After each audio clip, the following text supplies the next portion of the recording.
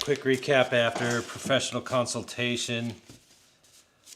Let's see. I mean, it's like any other build, I guess. I'm going to have moments where I blow up. Although this one I blew up. It's not the worst as far as like rage, but I've definitely had some moments where I was like, really? Okay. Anyways, if you look at these two images closely, you can pause if you need to, but servo facing forward towards the canopy, and in this image, servo facing rearward.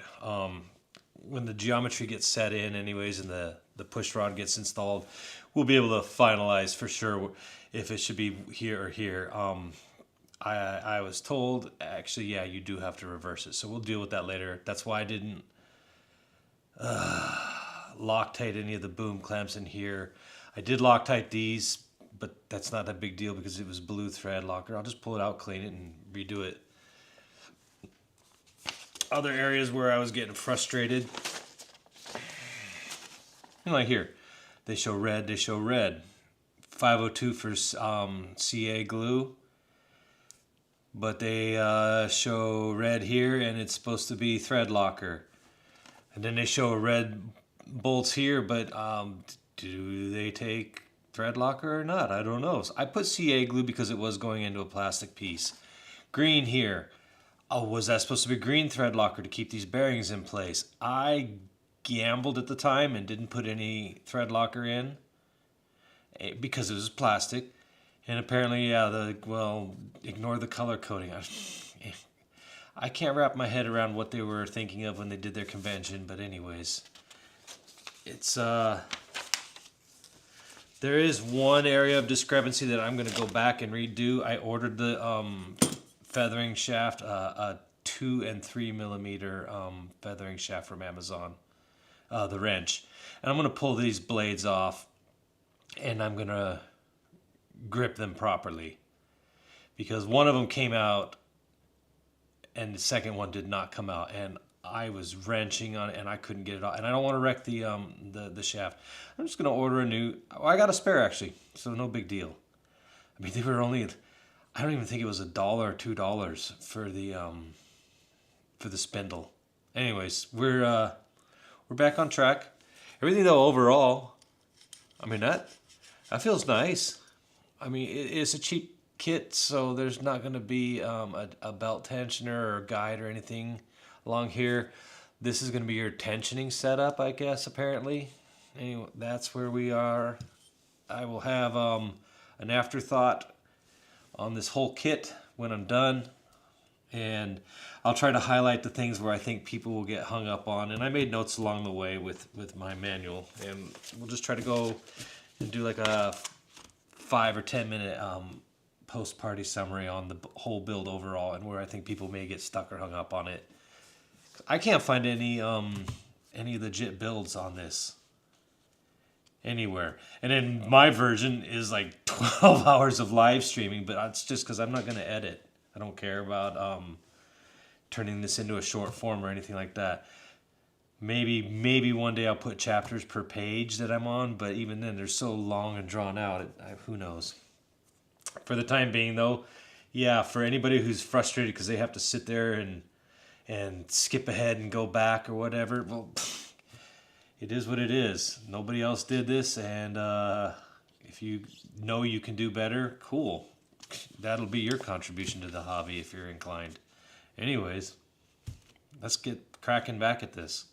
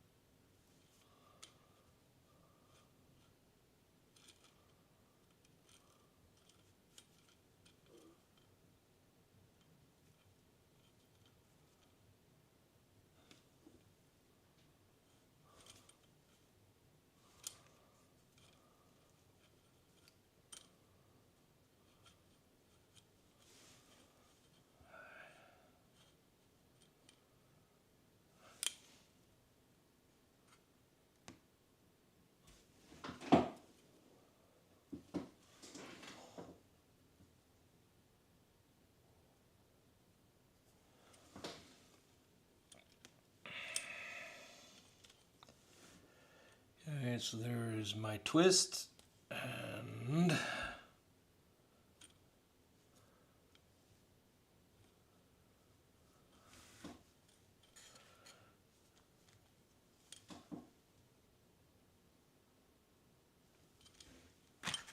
yep. Alright, so that is vertical. There we go. You can see.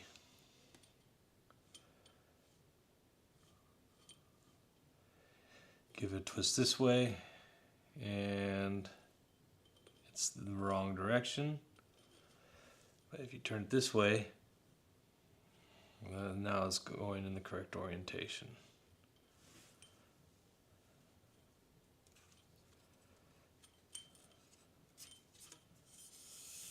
So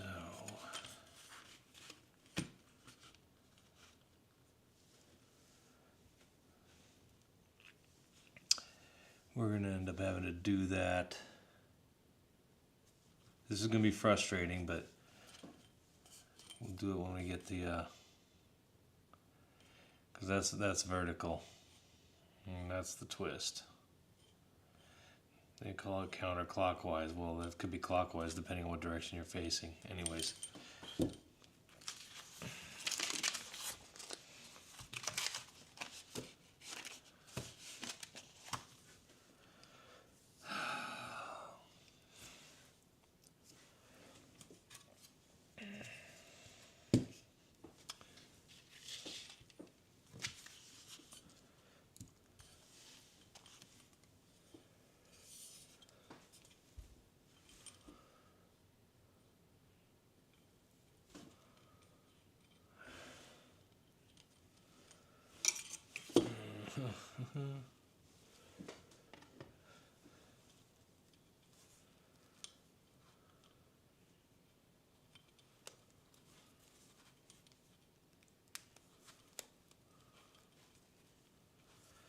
Not necessary to do this, but whatever.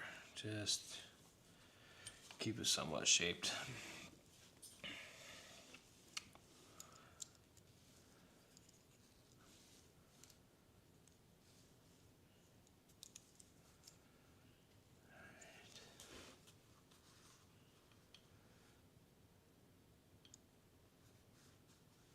Set screw to the rear. Alright. Shaped hinge and latch.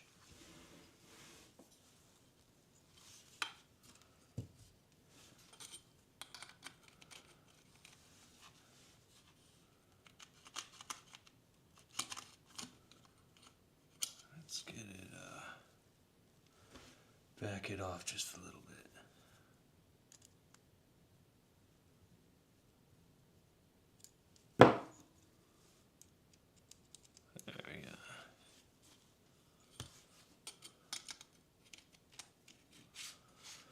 Yay.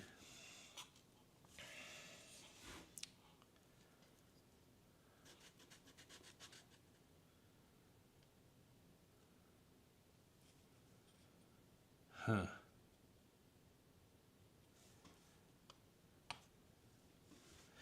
Wait to adjust the tail neutral point, then tighten the screws. And just back them off all the way then.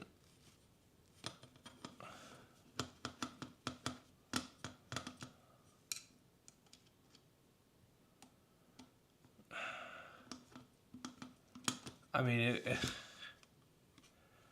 I know they probably didn't want to cause confusion, but you know, just even a guesstimation of what your ballpark range would be, whatever.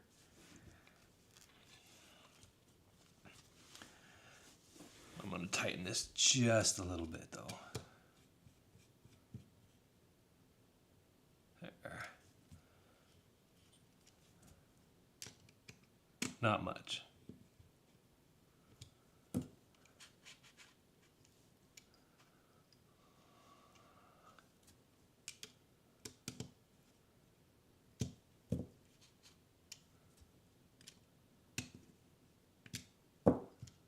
That's good. All right. Rubber. tip rubber. Alright.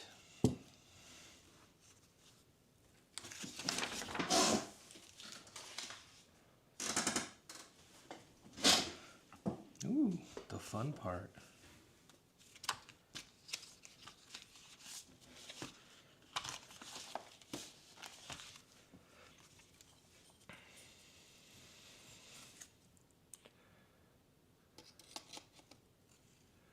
Oh yeah, it's gonna go a lot deeper. Yeah, it definitely is gonna go a lot deeper. See, that's a misleading image. Probably gonna go somewhere closer to probably around that deep. That'd be my guess. We'll see. Nope, even deeper.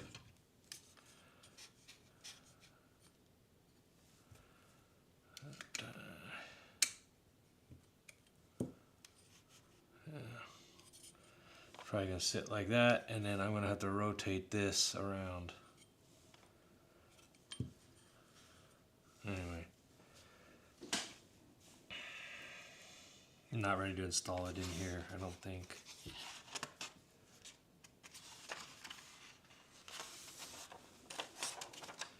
Oh, they do have it in.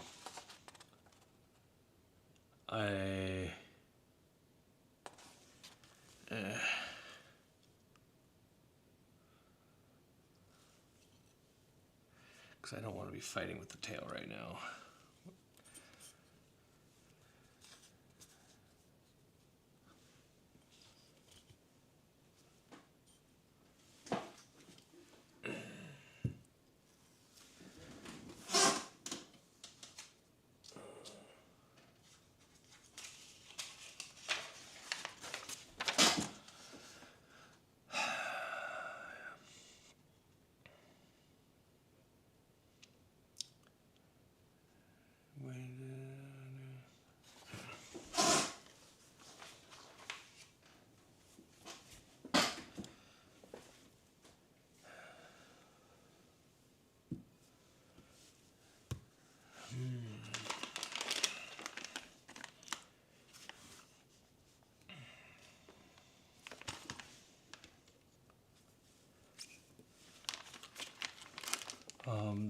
Somebody was asking me,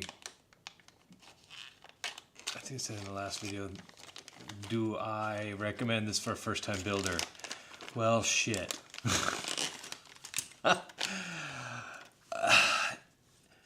If I had a choice, build a Saab or build a Goose Guy or an OMP or really anything, they're gonna be better kits out there for sure. You just have to weigh what do you need and want. And for the purpose of this machine, as been said many times, it's about being a training helicopter, an entry level that's not gonna break you in half when you crash it, because you're gonna crash your helicopters, especially your first couple seasons. Hopefully with this video, anybody who gets stuck on anything, they can come through here and be, oh, okay. But there's the internet too. There's lots of forums. There's lots of help. Just show pictures of what you're stuck on. Somebody will get you, whether it's a Redditor, HeliFreak, or RC groups, or one of the Discord channels. I mean, there's going to be somebody out there that can advise you. So if you're a first-time builder, it's daunting. Do it anyways. Go for this machine. Even when you hear me cussing and screaming at it, I still will cast my vote. Just take it with a grain of salt. There's going to be shit that pisses you off, but worth it. That go up here.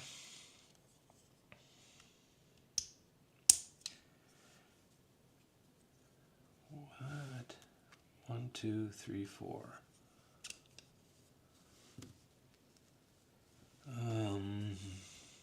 Bearing.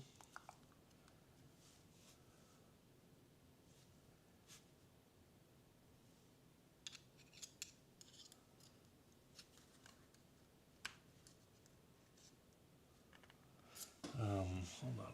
I think I got a bearing puller. I've never used it before.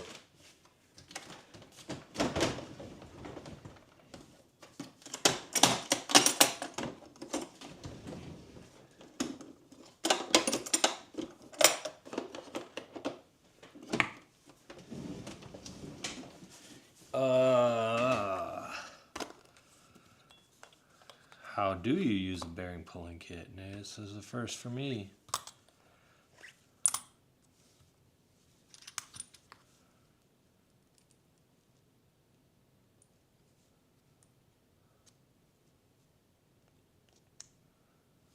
Okay.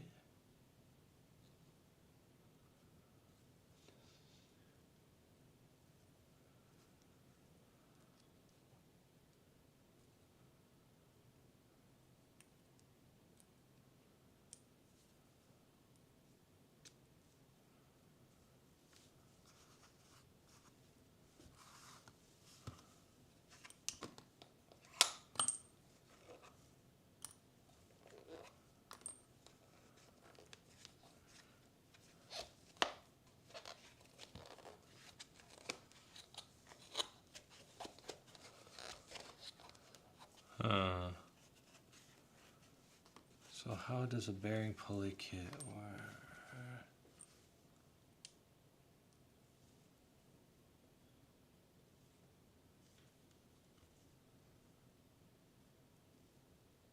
Bearing remover for 8mm. I mean, what?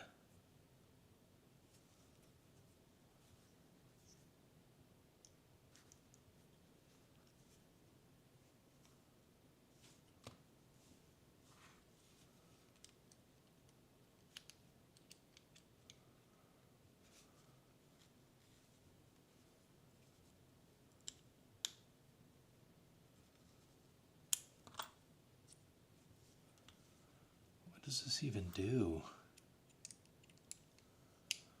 Probably, I mean, maybe I'll go watch a YouTube video of, obviously, if there's somebody out there who's taught how to use these tools.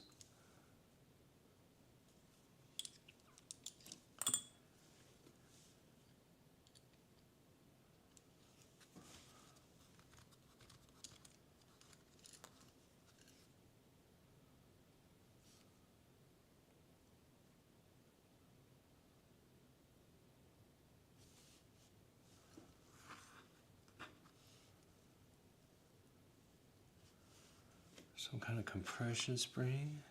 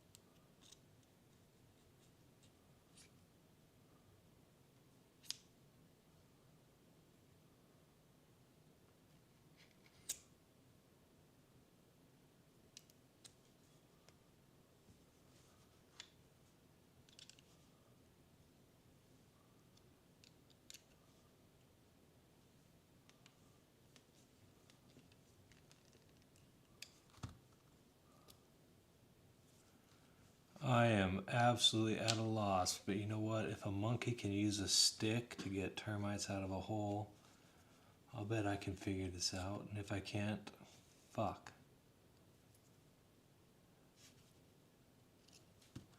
I've never used this tool before. I don't know how to use it.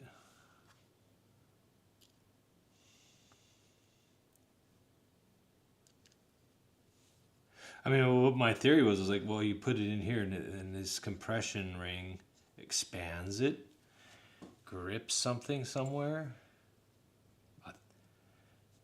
Well, why is this notched and grooved here?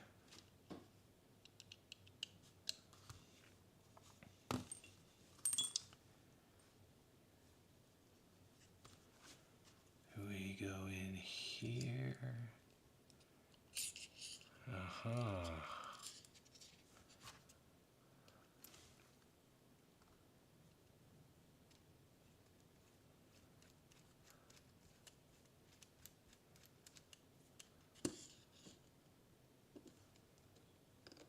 hope that's exactly what I'm supposed to do.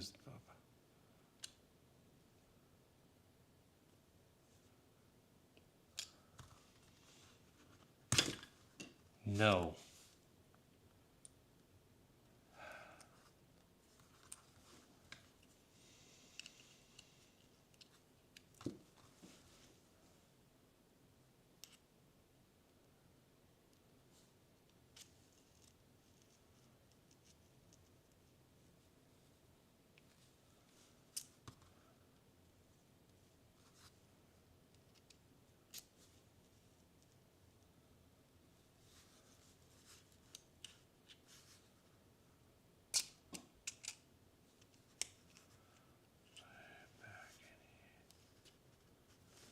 Try again.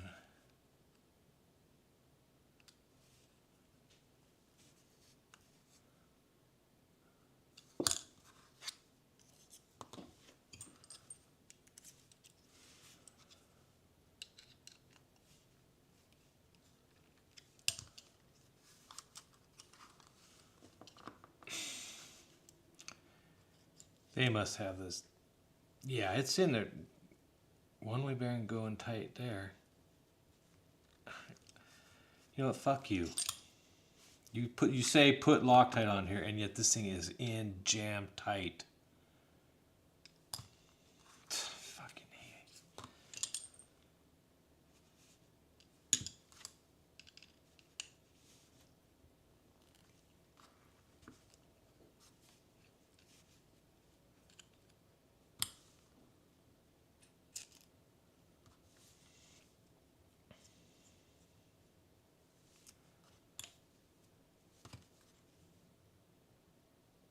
There's no damage.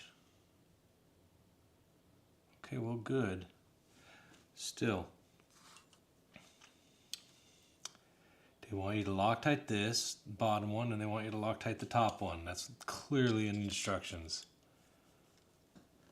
And yet, this bearing is just not gonna come out. Yeah, it's good. It's in there. And I'm not wrecking it. Still feels smooth. Whatever. Useless, or I just don't know how to use it. One. I want to watch a video on how to use this. But that is not right now.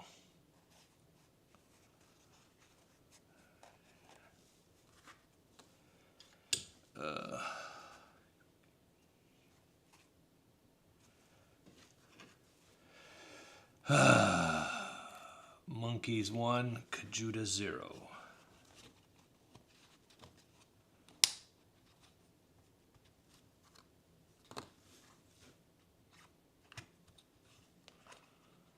Fuck you. Fuck you. Eat a dick.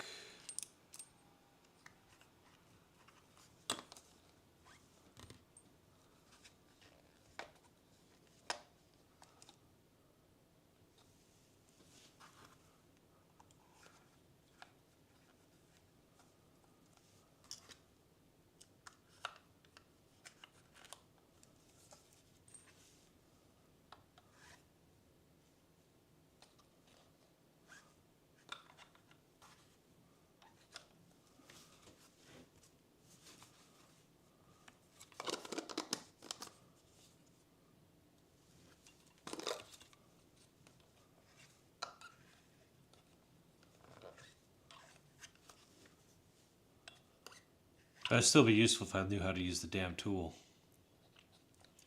I mean,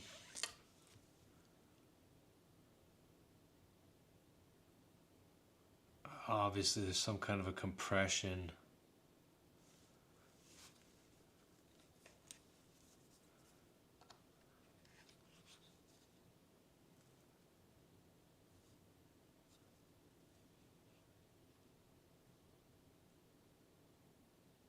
Whatever.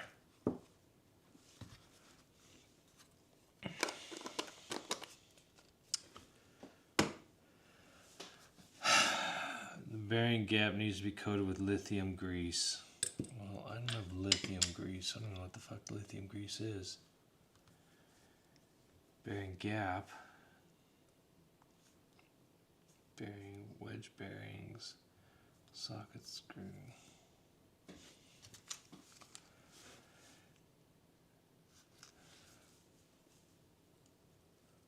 Nothing.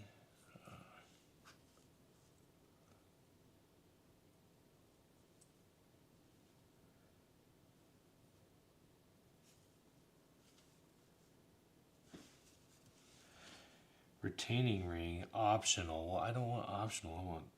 Oh, that's for the belt, I guess.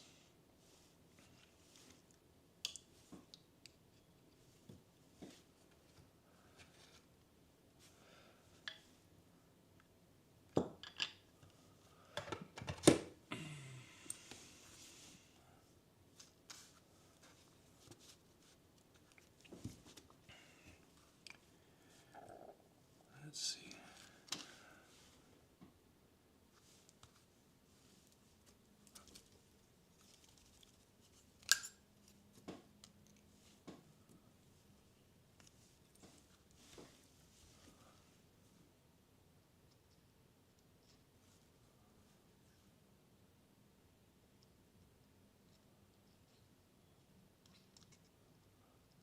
Just ceramic lube, 3-in-1. Get it at Home Depot for $6 a bottle. Stuff's nice and cheap.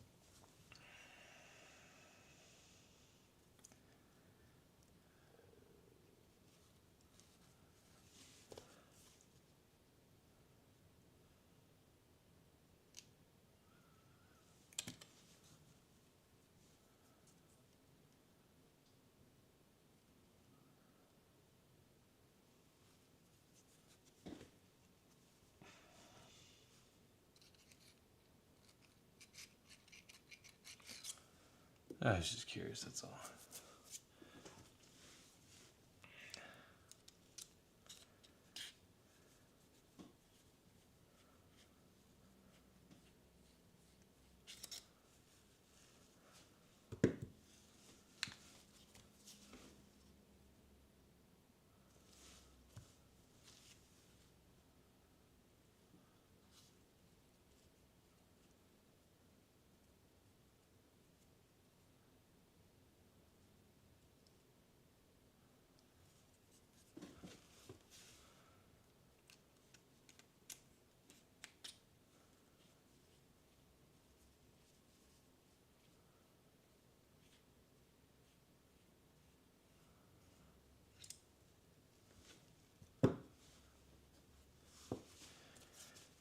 Just packing the grease in there.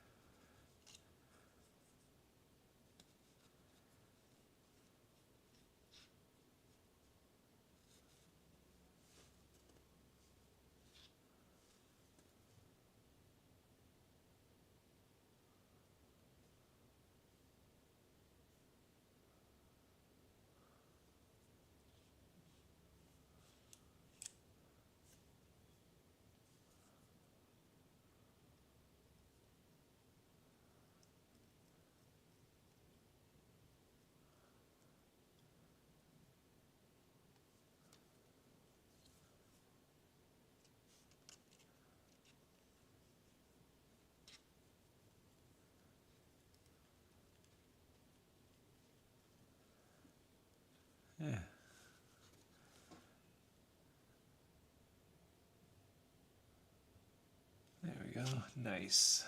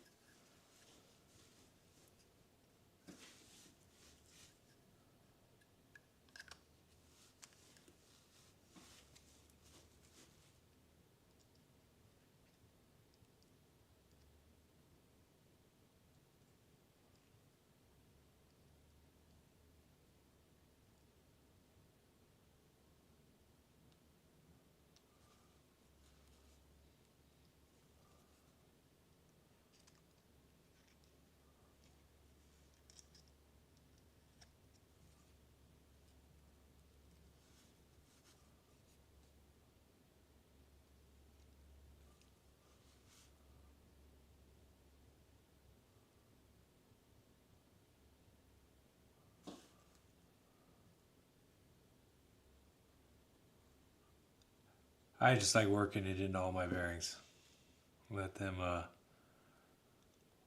let it lube all the way down inside there.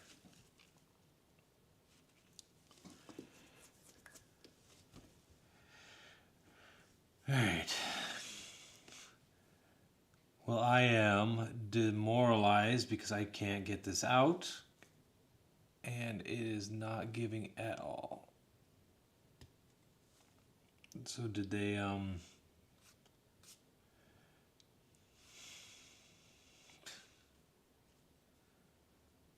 my money's on, well, I mean, I don't know, because like, for example, a swash plate, that was definitely had the Loctite in, because when I tried to get it out, it actually had the residue of the Loctite, and it was not easy to get out. But the other bearings were not. So is this one of those instances where they just, yeah, we'll Loctite it for you?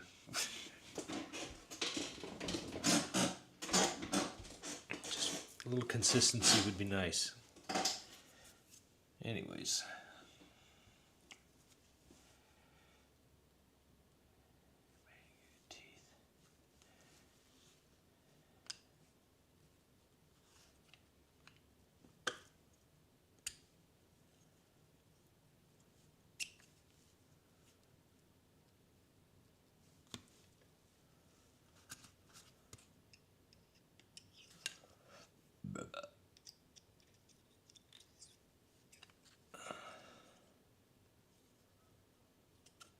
There. Whoa, your hole's lined up. Yeah, it is.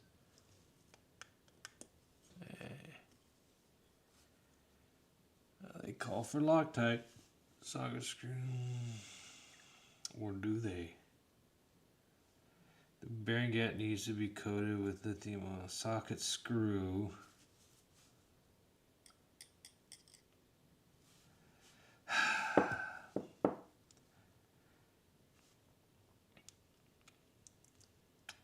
See, my gut tells me you want to put Loctite in these four. They're marked blue. But they only show 271 here and here. Now I don't want to put it in on this, but this metal, yes.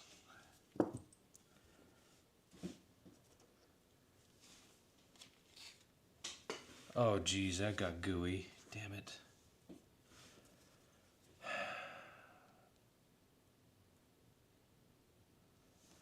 Whatever.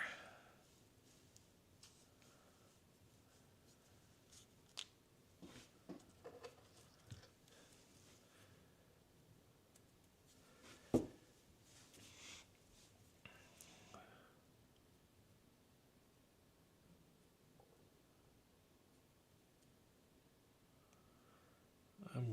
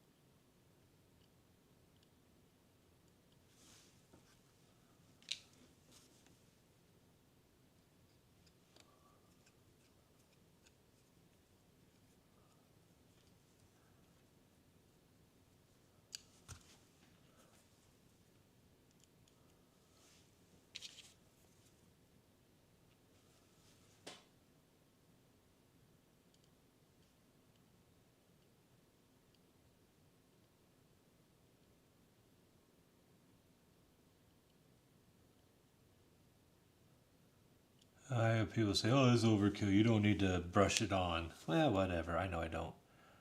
I just like having a really thin, perfect layer. This is my therapy.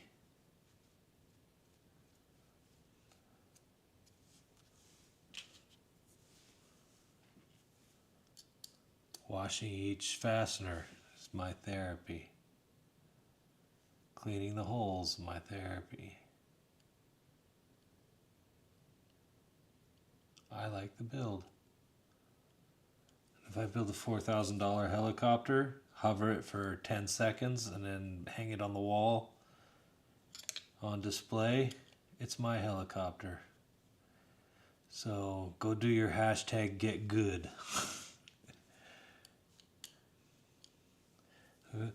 It's amazing how I've had so many pricks try to shame me that I'm not some badass fucking 3D smacker. Like, well, I'm not. I'm a noob. I suck at flying. I can just barely hover.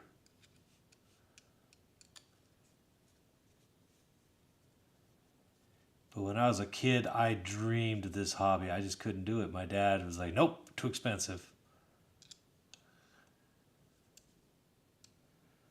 We did airplanes. Balsa. That was 90s. And you had to hang your frequency tag on the board so you could fly.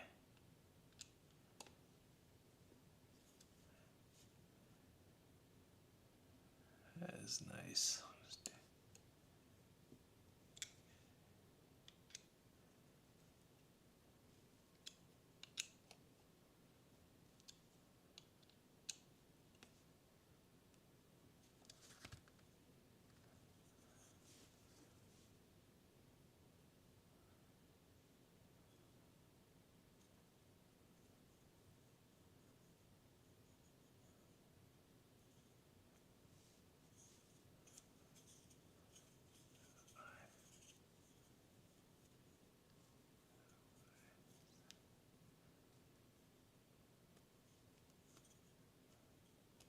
Yeah, that feels nice.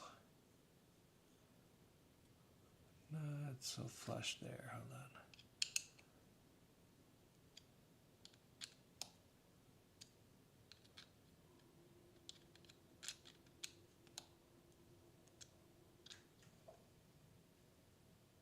There. That felt satisfying. All right. I like getting good satisfying grip. What's scary though is like how tight is too tight. You just want to don't wrench it, but definitely give it a firm snug. All right. Socket screw, front pulley housing. Well, okay, that's this piece here. And it is in. Insert main shaft first, then tighten the screws. What? So they're not tightened.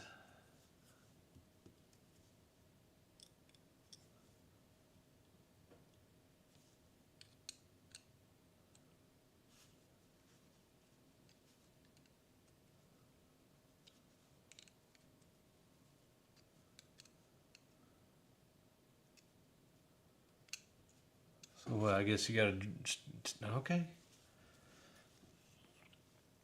Retaining arm, so if you use this part, you need to install the belt, then screw it in. Well, I will use that part, and I will install the belt, then screw it in.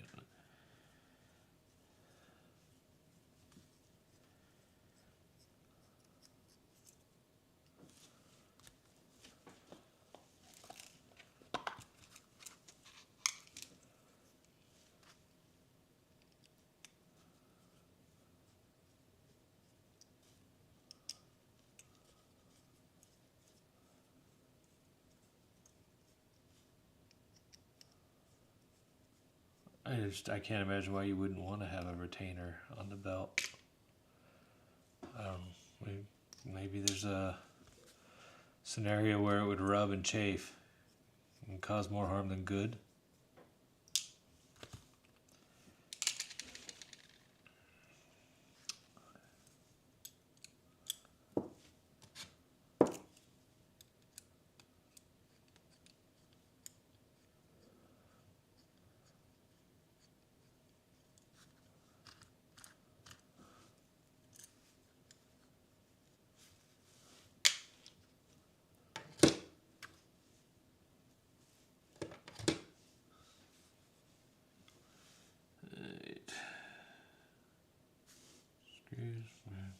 front pulley housing.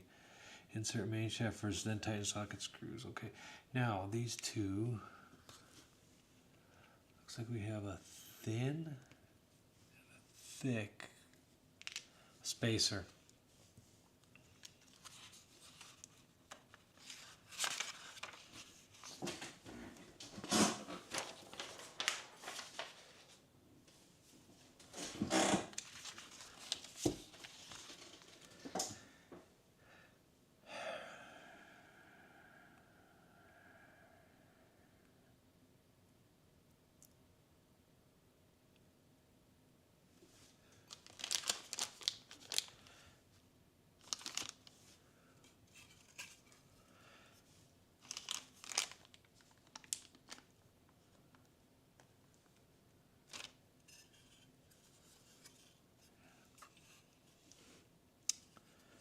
Upside down.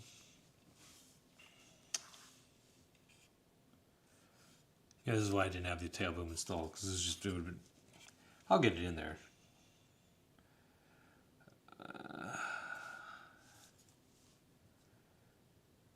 Set screws and the collar. All right, I got those over here. Collar.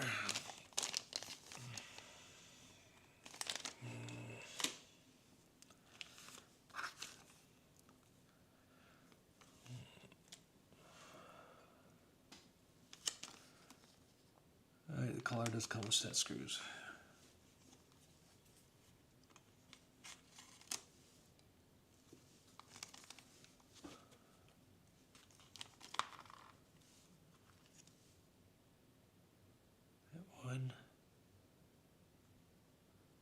Two collar screws. All right.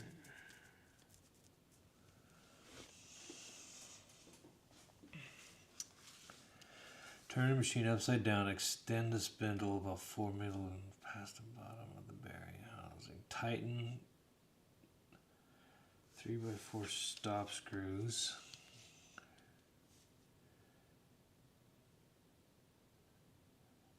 Put the spacer onto the bottom of the main shaft.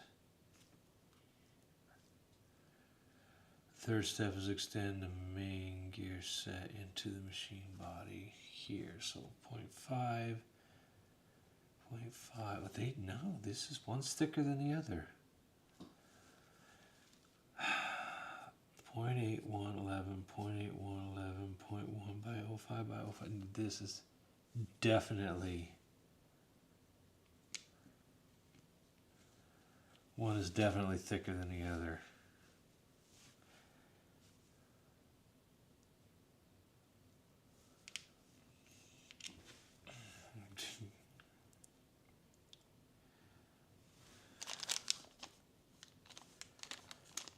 Oh, that's for the motor mount. Okay. Yeah, that's the motor mount. Don't need that.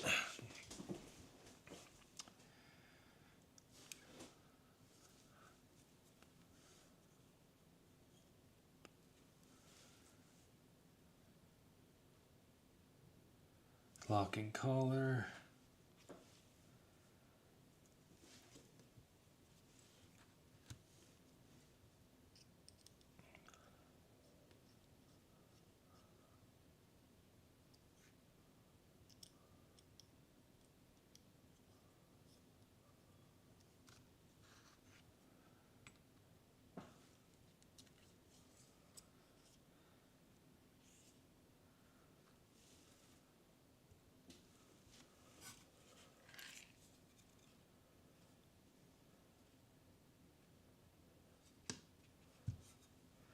I'm just guesstimating that, but that should probably be plenty enough. And just a very gentle.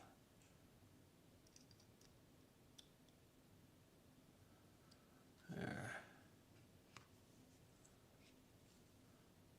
Yeah. Not a lot of pressure, just a teeny little bit.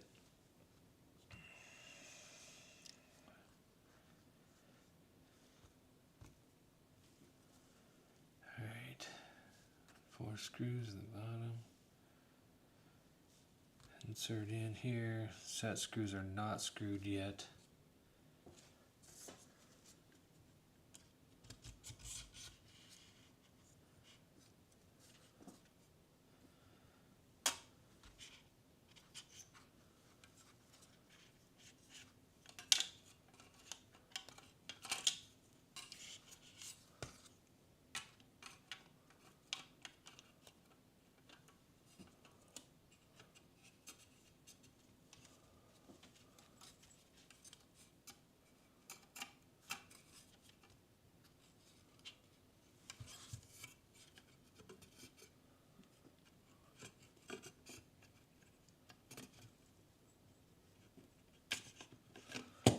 Now, come on.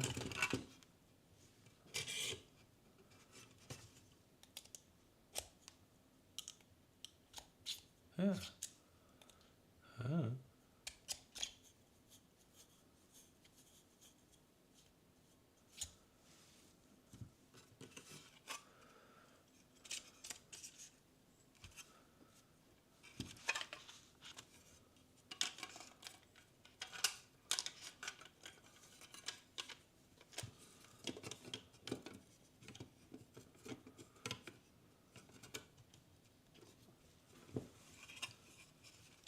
'There we go.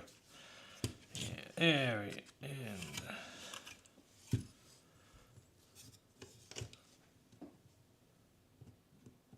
locked. All right.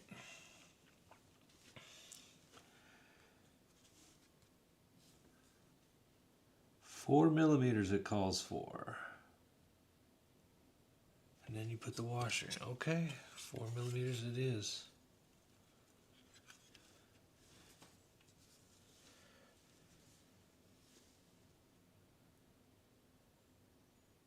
Oh, okay. This comes up fine.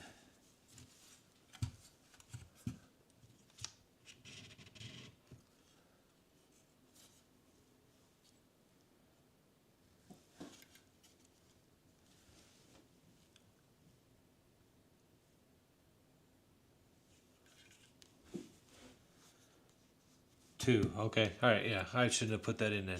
There we go.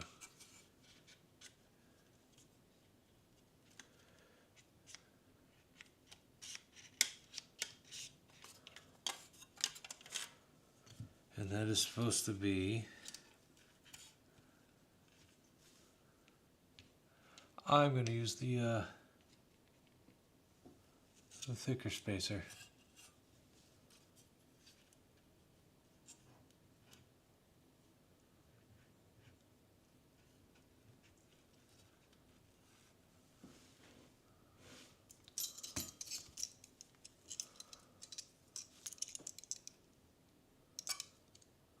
How are you supposed to measure that? Shit.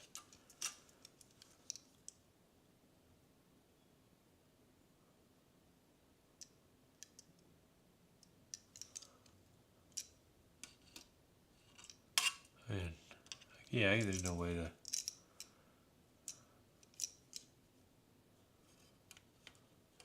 There we go. All right. 4 millimeters. Lock that in place.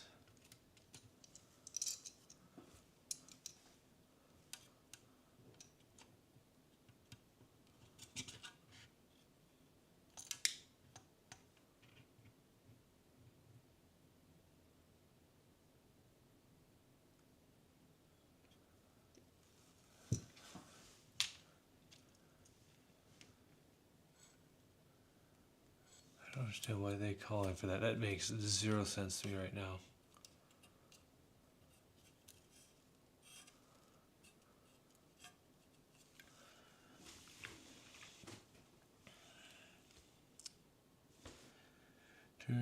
Extend the spindle about 4 millimeters. Tighten.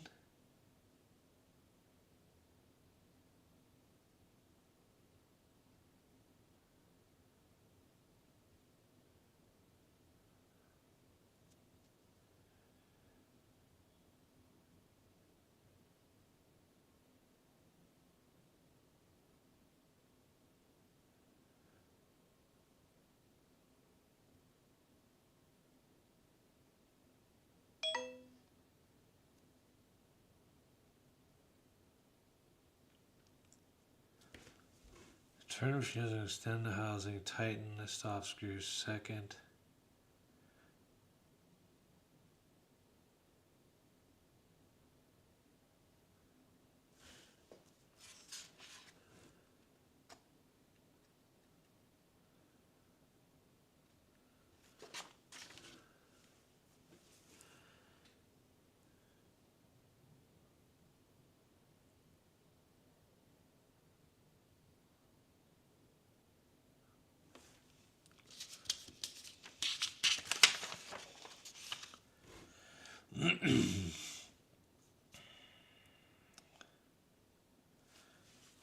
Step one. I mean, what's the point? 4 millimeter gap.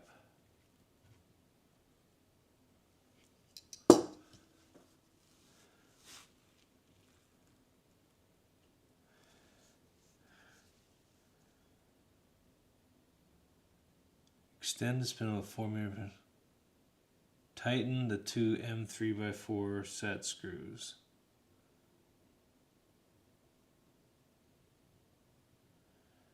Second step, put the spacer onto the bottom of the main shaft.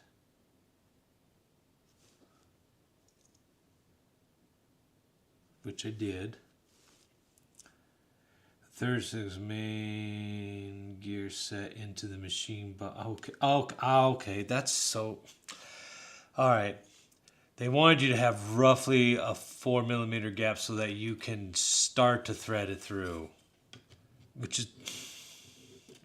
Alright, whatever. Anyways.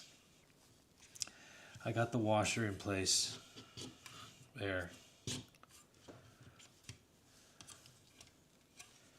do not have all that for the thing I had already done. Third step is extending it into the machine body. Set it to the bottom of the main shaft. Okay. Okay.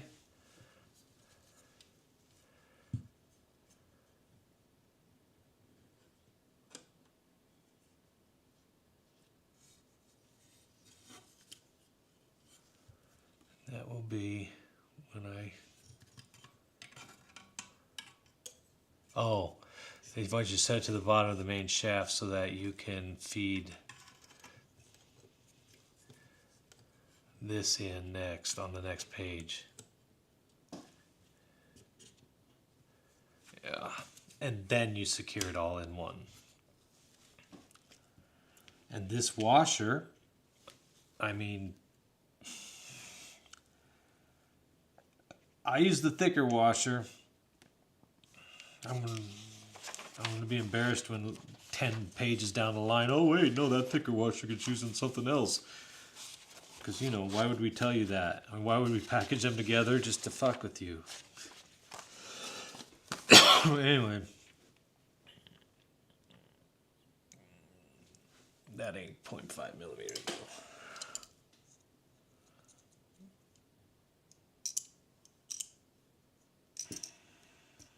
How thick is that? It is 0.5 millimeters. Son of a bitch.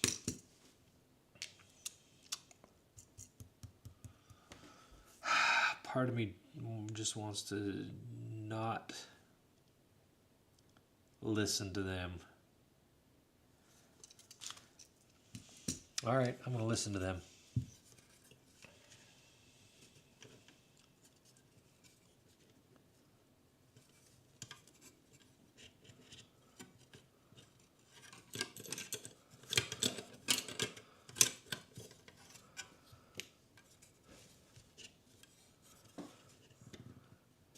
What do I know? I'm not the engineer that designed this. Listen to the engineers. You know what they're talking about.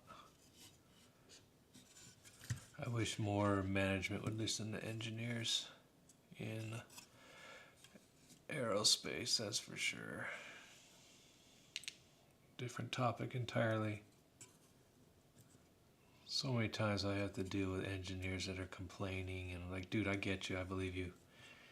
And managers, I get it, management sees the overall big picture, but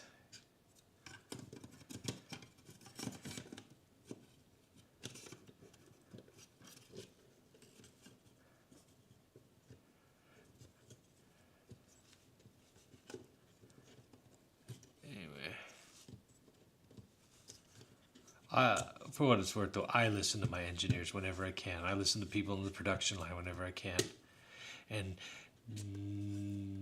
if they don't like an answer I give a justification of why I'm backed into a corner on something.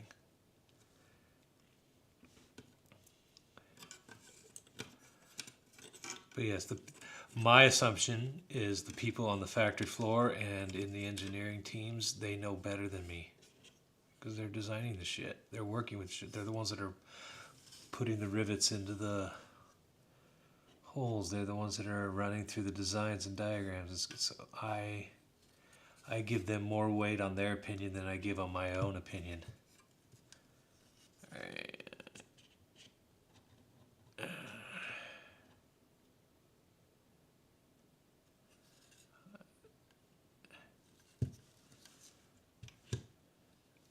There.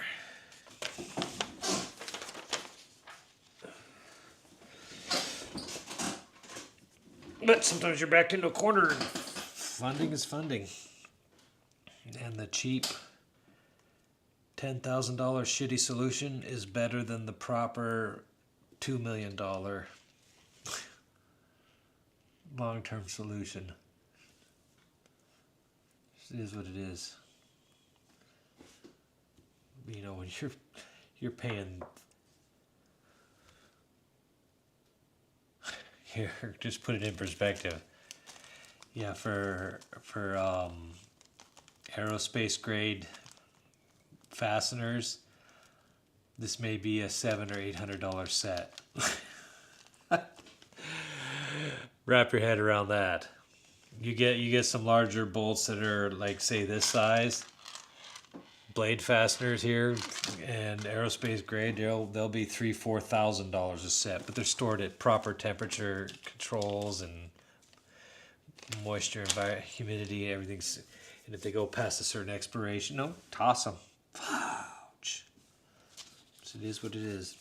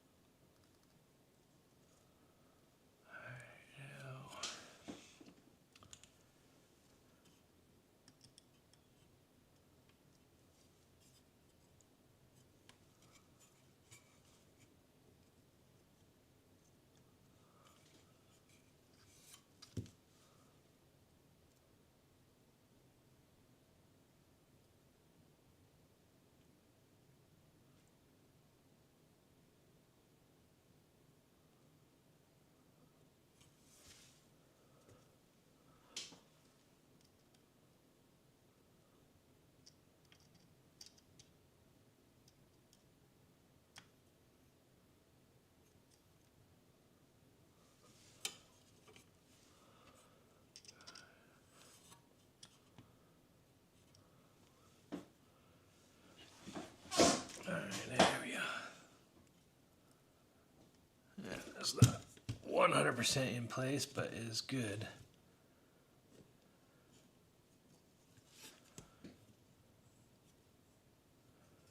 Clockwise. Freewheel.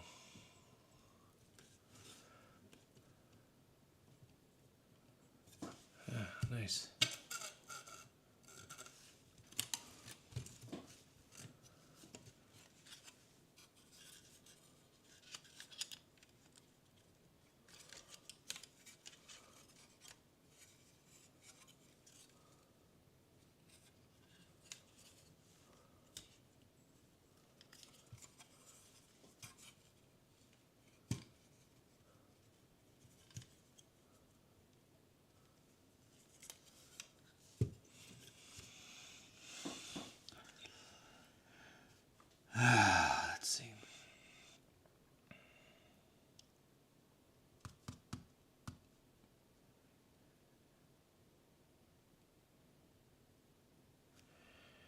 All right, next is going to be the tail.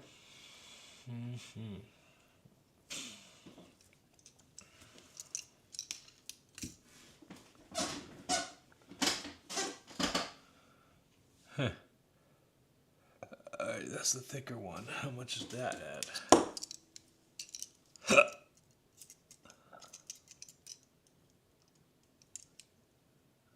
Yeah, 1 millimeter thick. Okay.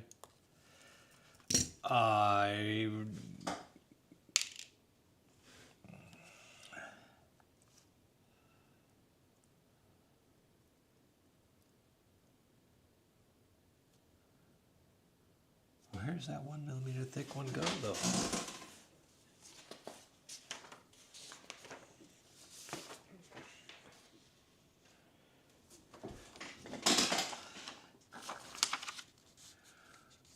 Half millimeter washer went in.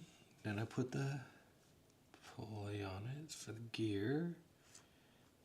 This collar is in. The set screws are gently put in.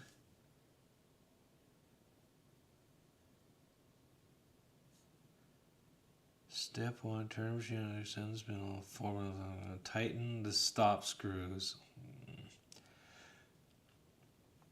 onto the bottom of the main shaft. The third set, extend the main gear set into the machine button. Yeah.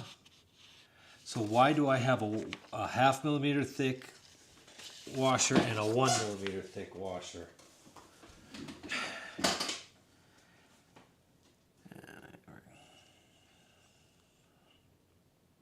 My guess is you may need it elsewhere if there's going to be some kind of a play. Anyways, I'll save it for later.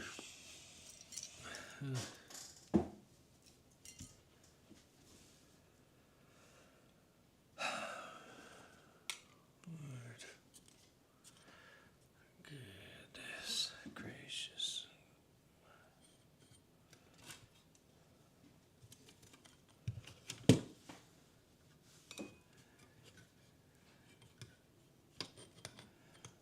And double check.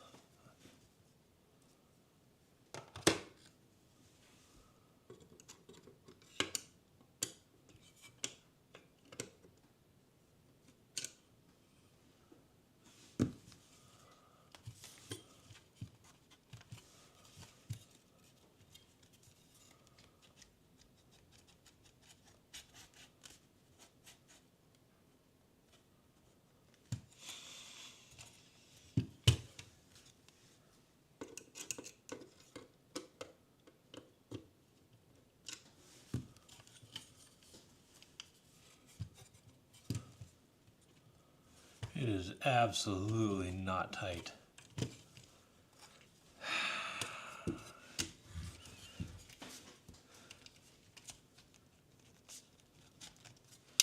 So why is it jamming?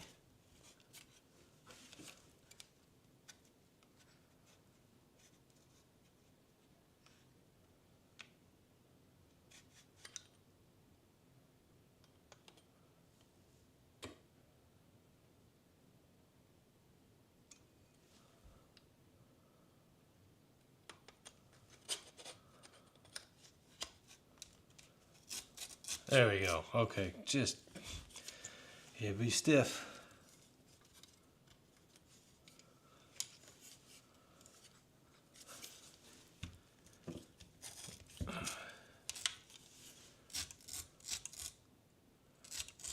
Ugh, that doesn't feel good.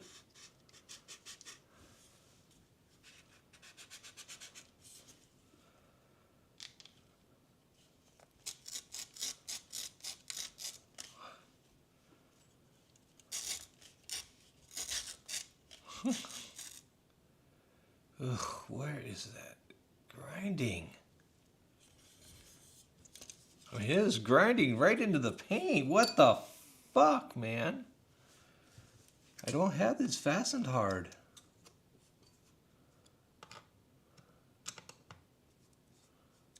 It's really not.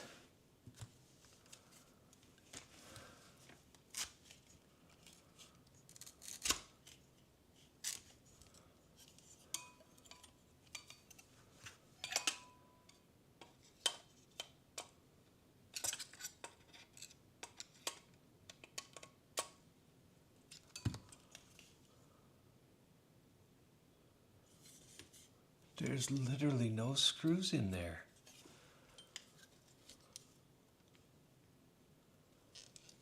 I don't understand what is hitting it. There's nothing, and yet it just ripped right through the finish. Totally ground into the finish. And it's smooth.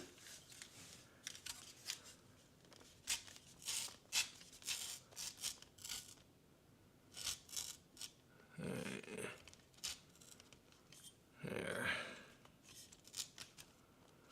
I mean, that's on the underside of the helicopter, but fuck, that isn't ugly as shit. There is no...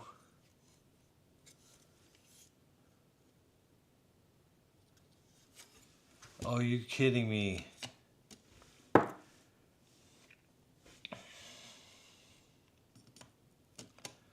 A retaining...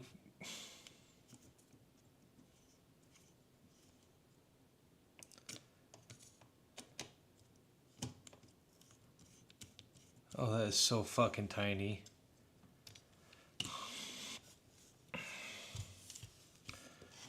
Oh wow, look how smooth it. All right, so for reference, you can't see it. It's so small, but there is definitely a little retaining stop here. What did I do to myself? Well, it's underside, but yeah, I just scraped the shit out of all that paint. Ugh, gross. That's the saving grace, is it's underneath and out of sight. You can yeah, if you flip it upside down, you're gonna see it. But note to self. Where did that get missed?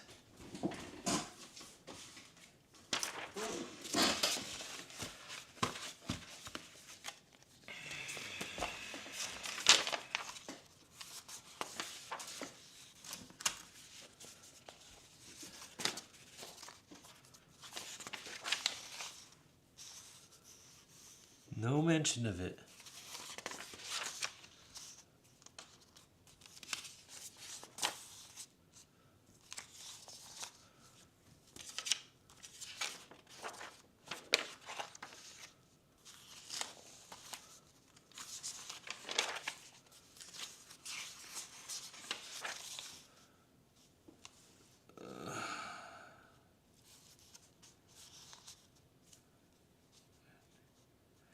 Okay, so it is right here.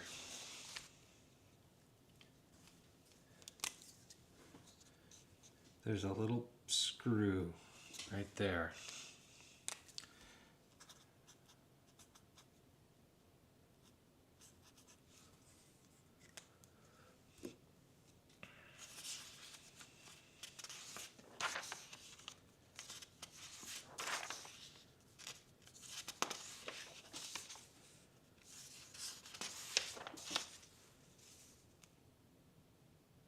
Yep.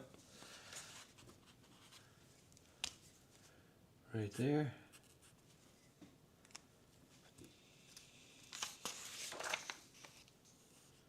Yeah.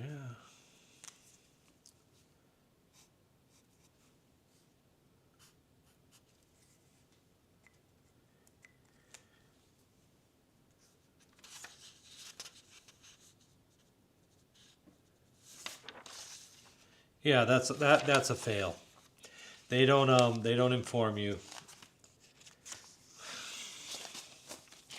The things you're supposed to know as an experienced builder.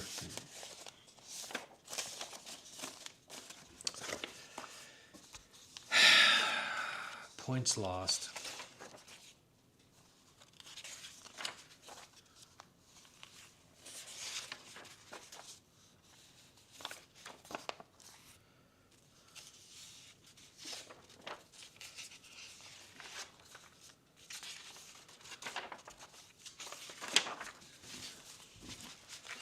And you can't see it. I got nice lights in here. I couldn't see it. I didn't know it was existing.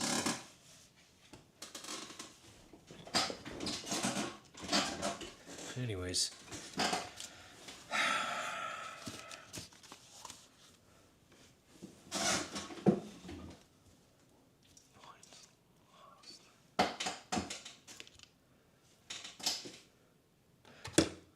You can hear it now. Everybody knows that. Like, well, I didn't see it in the instructions. Anyway.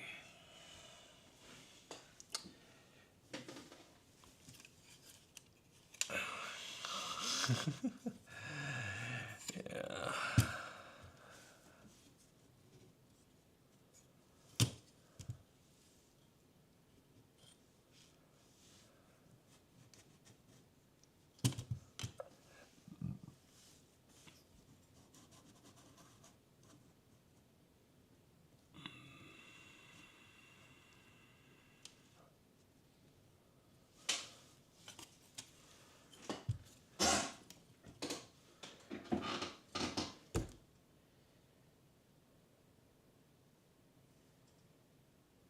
That's so weird.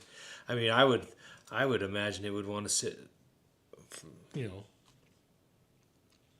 vertical. They must be here off center to adjust for the cant. Yeah, it must be.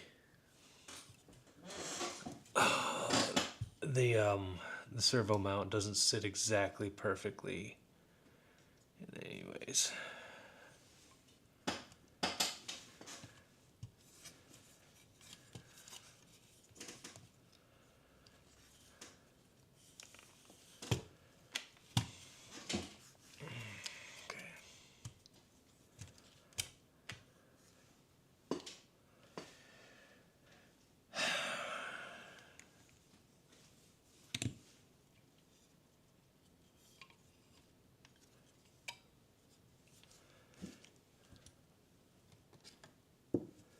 Just for now, I'm going to tighten it. Not permanently, just enough to give it a snug. Yeah, you get to see that right there. Fuckers. Looks so fucking lame. Oh, I almost want to get a new tail boom in here just to compensate for that. Whatever. I do have a spare boom. A couple of them.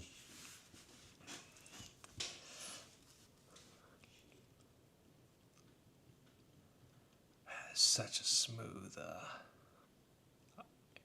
hey, that's a nice that's a very nice smooth operation.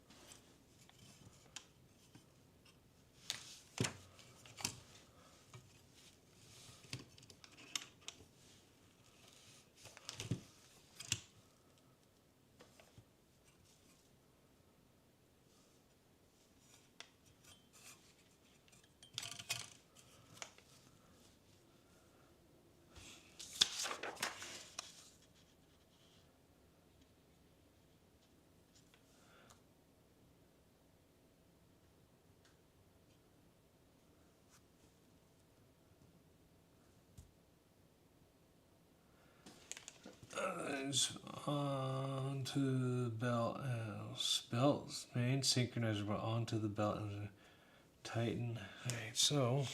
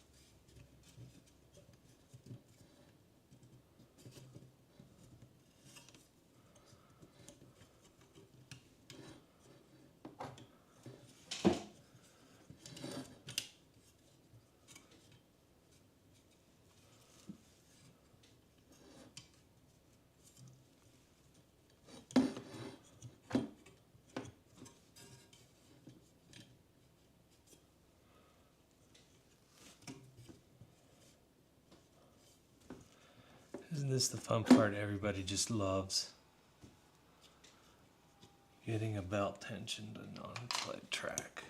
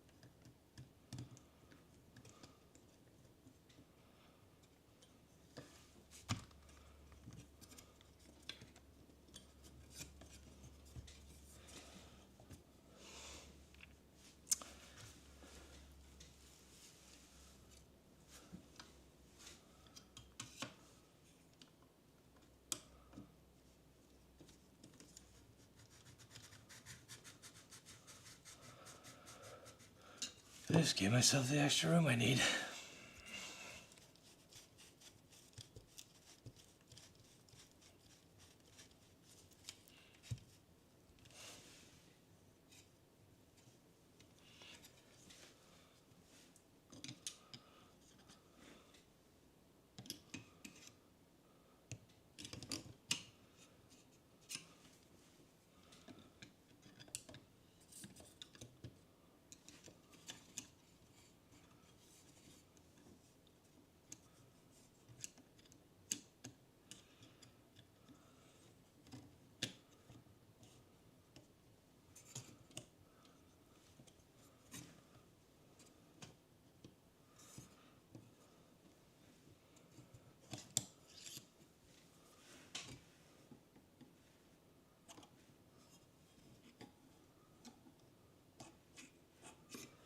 Alright, belt is on.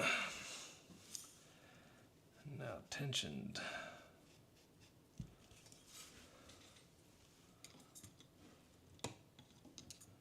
Into the pulley.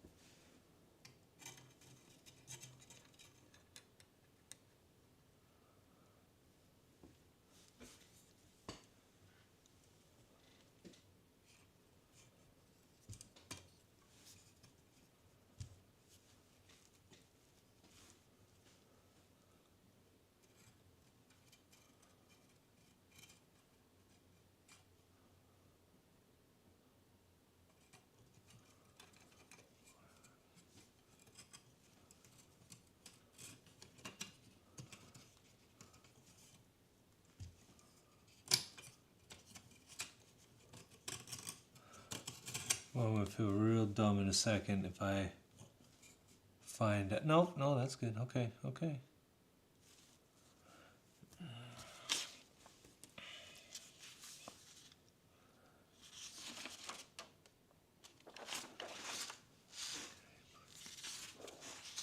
Alright, the guide plate can go on here if I want to use it. Optional. Well, yeah, I'm going to use it.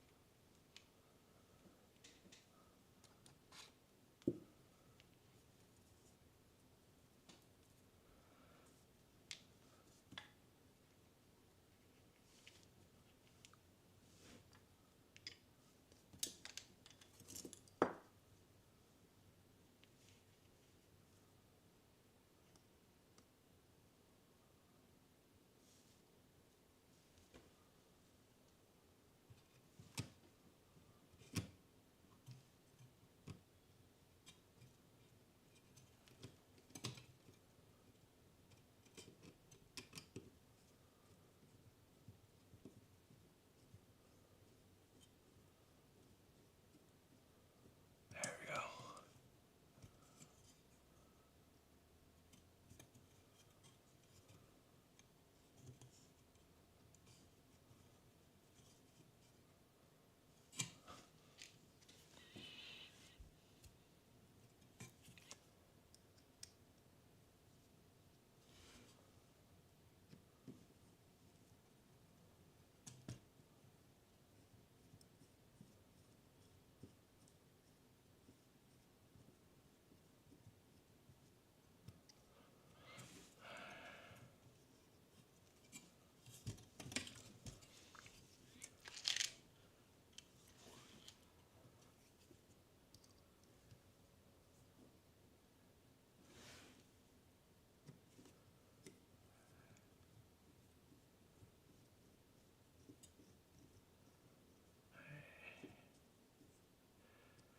That needs to be Loctited later.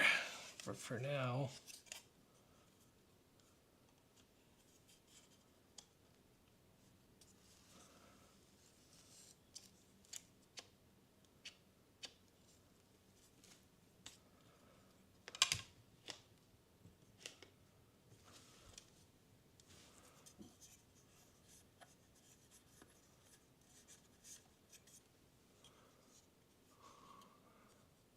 nice.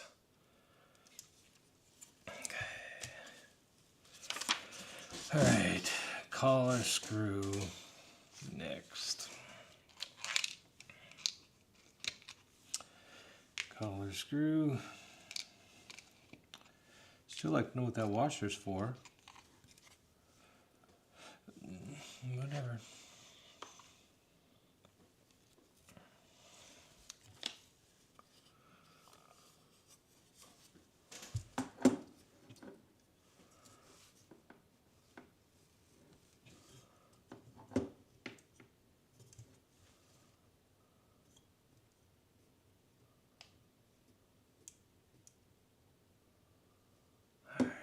Screws next. Blue and grease and toss them.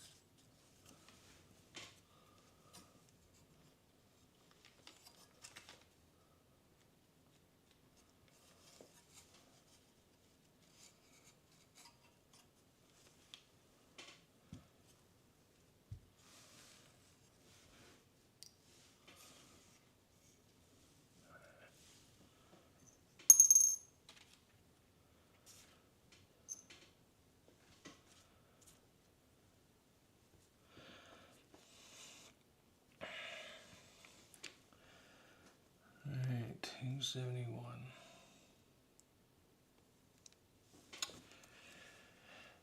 I am not going to use light strength. I think I'm going to go with medium strength on the Loctite for this one.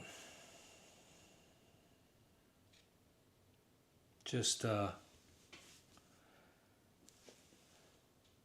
because.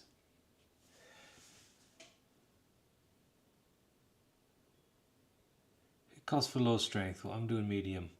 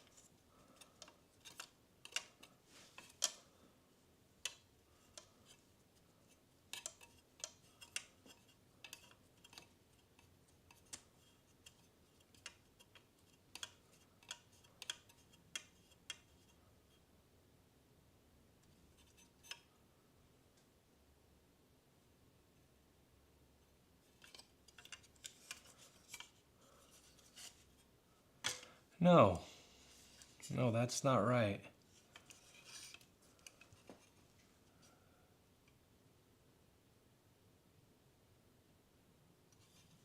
Yeah.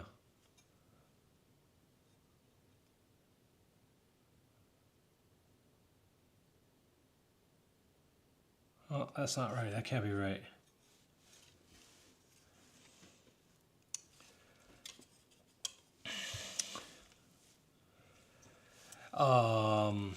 Because how am I going to get to those screws that say tighten afterwards?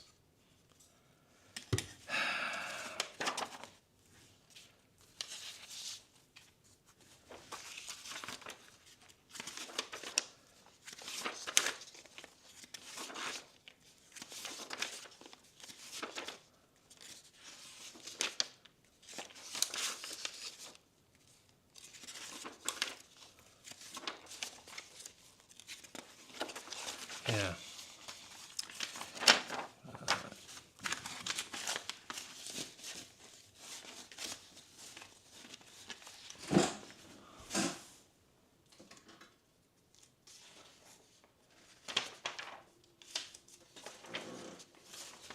Right here. Insert main shaft first, then tighten screws. Well, if you insert main shaft first, you can't get to the screws.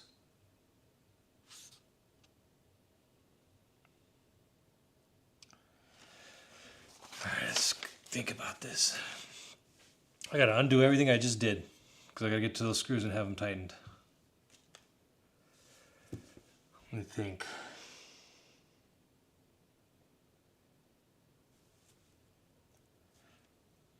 Craft is upside down. The locking mechanism is in. Alright, I'm gonna pull it out.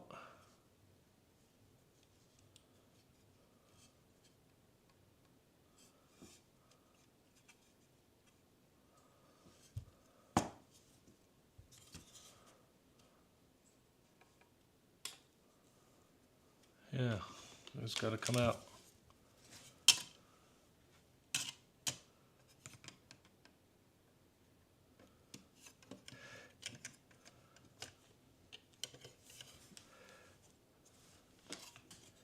Belt and all that drama again.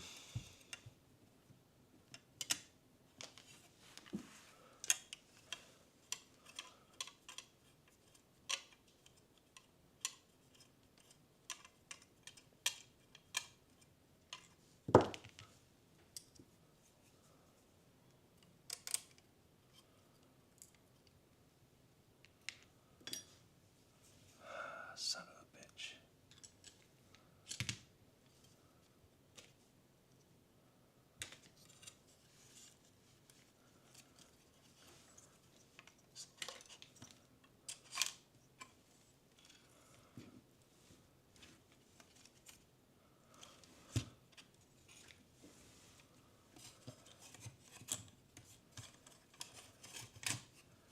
Insert main shaft first, then tighten.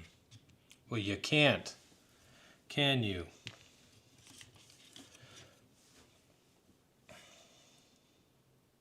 Unless it goes this way, which does not match with the image.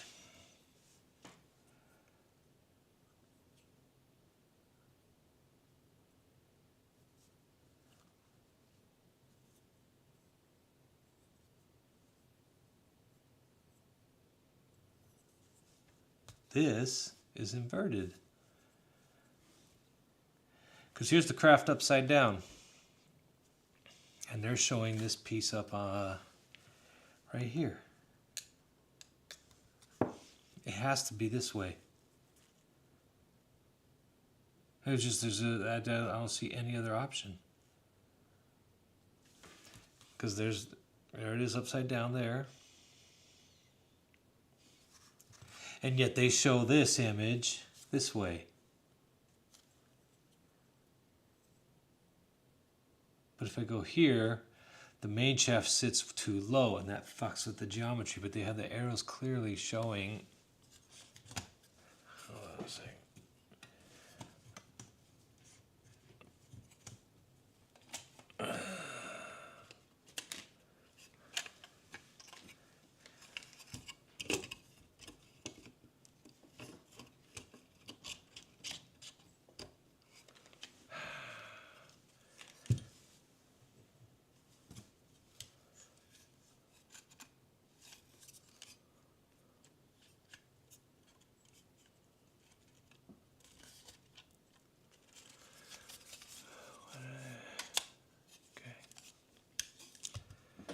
Alright.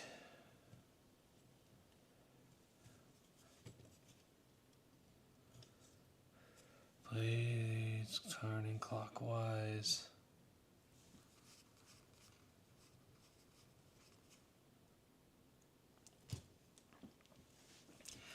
Yeah, you can't tighten this with the main shaft on.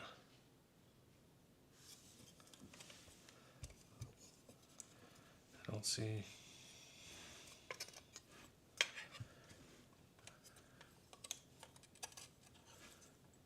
Let's try it again.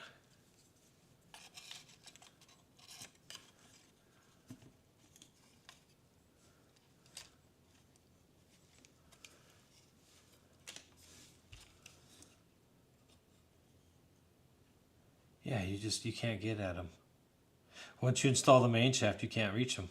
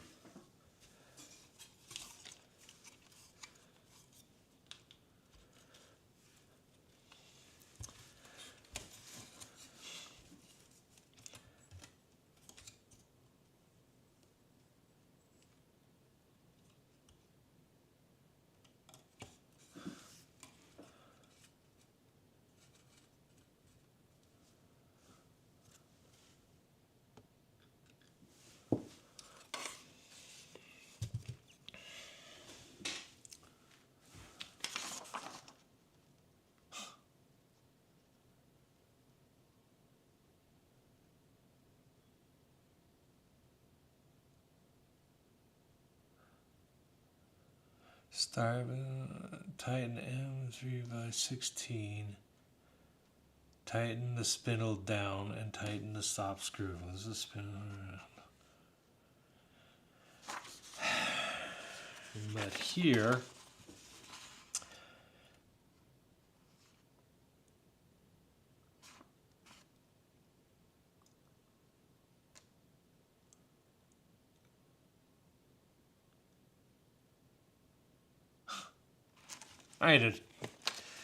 it's so angry.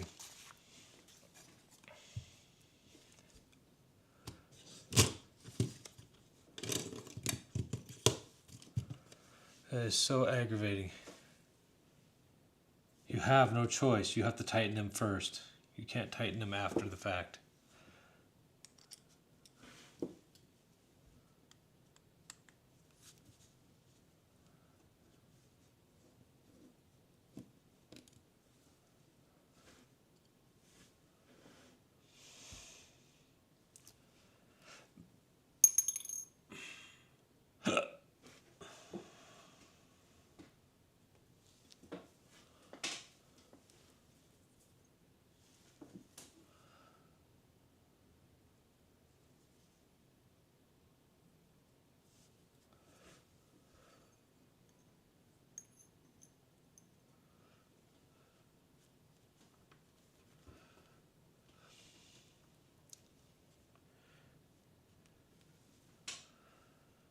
Okay, and they have their own self-adhesive on it.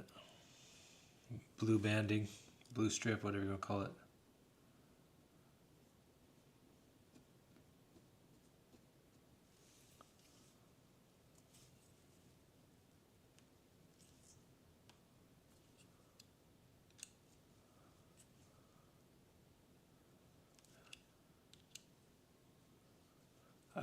I just don't see what the hell that means. Don't tighten it. I mean, if it was upside down and it went in this way, cool. But the because here it is very clearly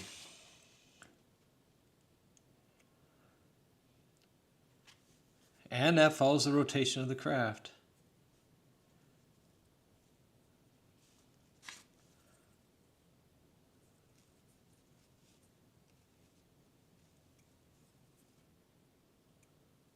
Huh. Yeah, I am.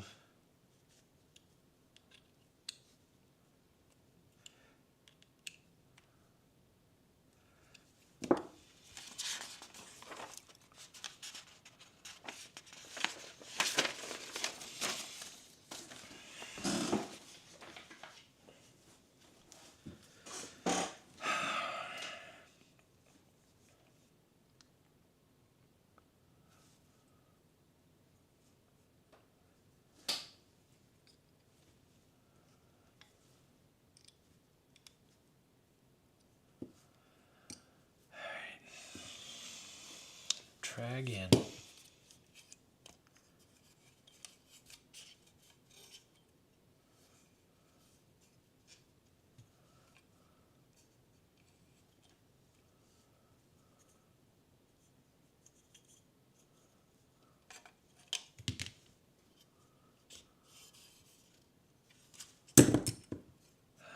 Son of a bitch.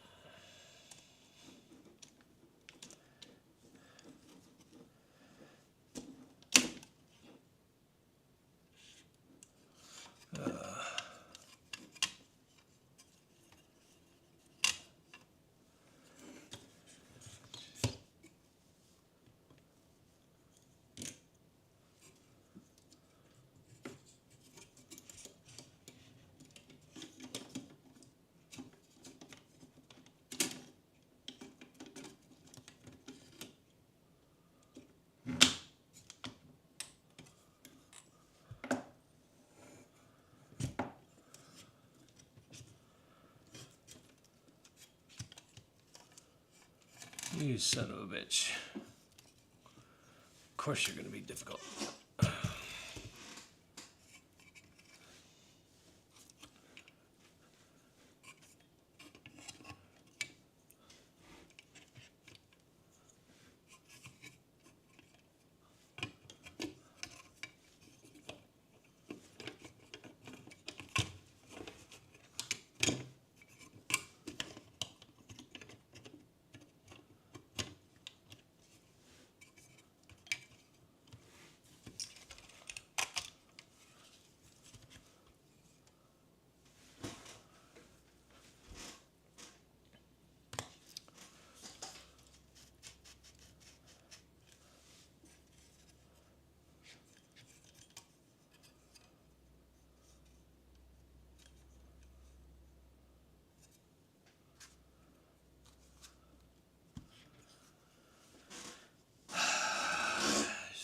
Better do it, dog. Just a good thing I didn't tighten it.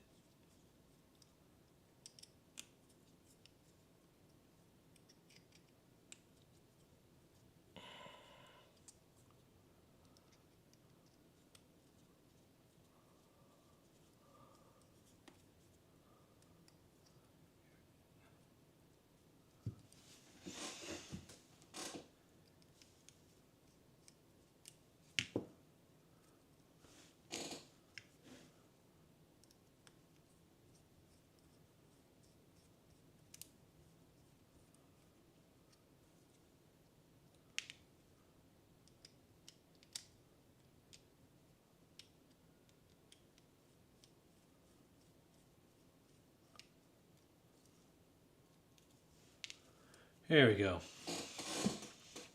All right.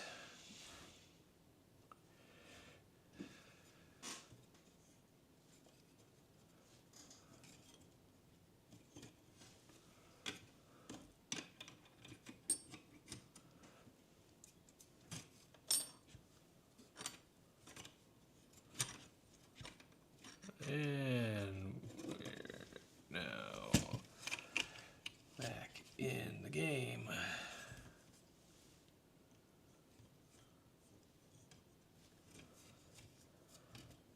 Sure we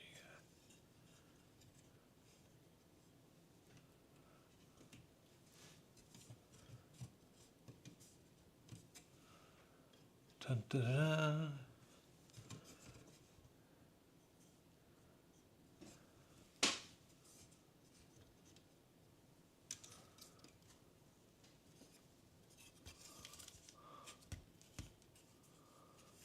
Just a little teeny tiny.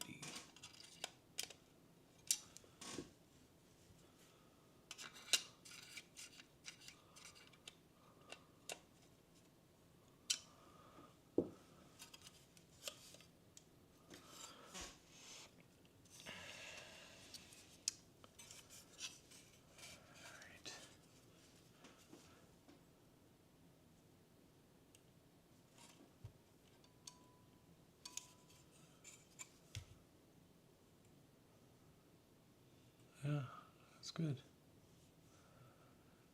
Blades clockwise.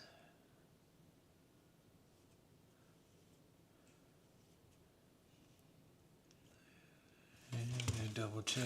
I know I'm right, but yep. And blades this way. Tail spinning that way.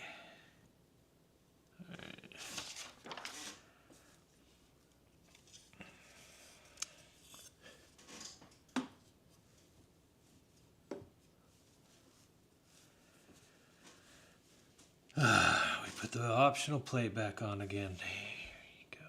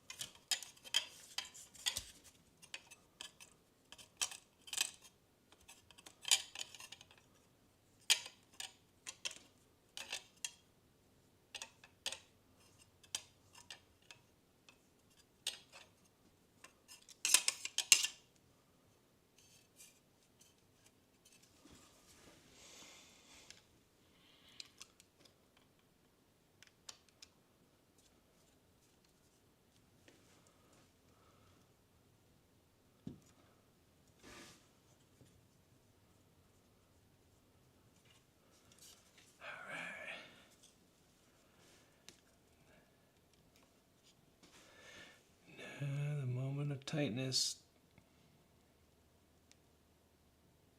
There we go. I feel satisfied with that. It's nice and snug.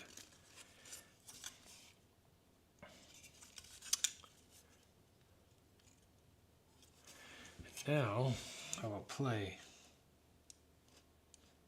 No play.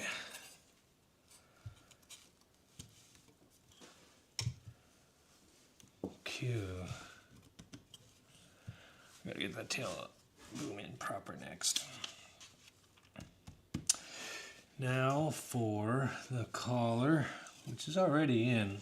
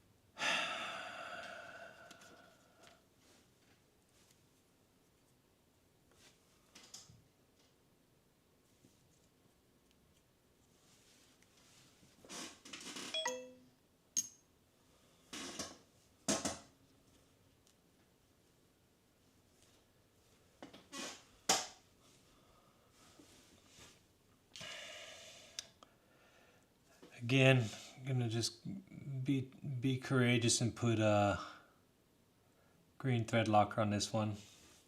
It doesn't specify a color or really anything, but it's a locking collar. I don't want it going anywhere.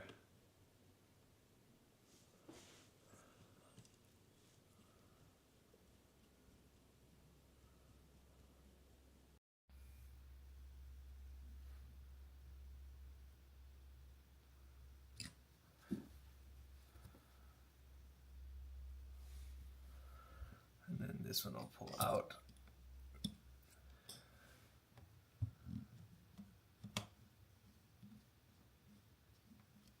Same thing. Clean it, thread lock.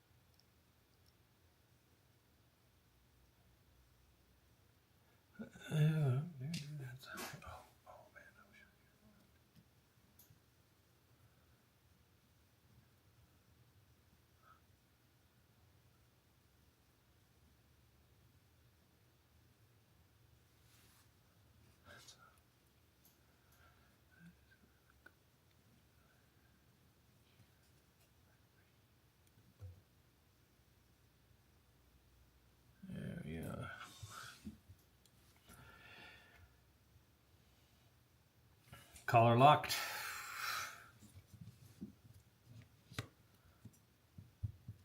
No play up or down. Oh, that feels nice.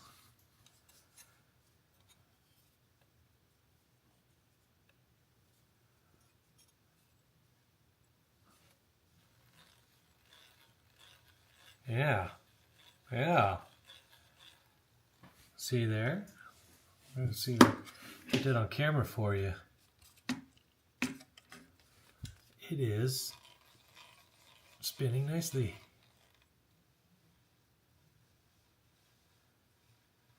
Counterclockwise. Free rotation. I want to know what that nibbling sound is though. Oh, there we go. Yeah, that was the sound of the idler pulley.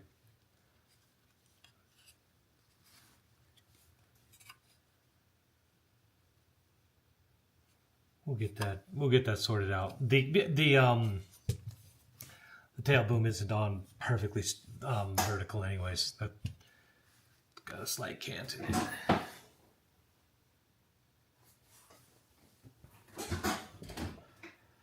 Alright.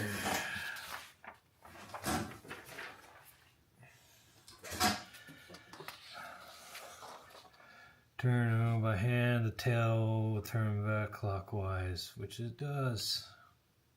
If different, it means the belt is twisted in the wrong direction. Next.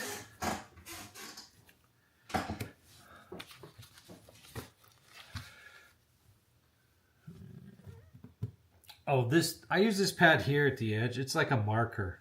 And I try to keep it so that the camera angle is right. That way I know where my general workspace target area should be. Because it's frustrating if you see me working down in here, like, where's the thing he's working on? I can't see it. Oh, but if I try to keep this as my peripheral, then I know I've got it matched right. You see, I know I'm on like a 30-second delay too, so that doesn't help. There you go. I can drop it just a little bit more, and that lets me know that that's where my general work area is. I actually, in my previous camera setup, I had tape marked here, but I got an overhead. I changed it to an Osmo instead of DSLR.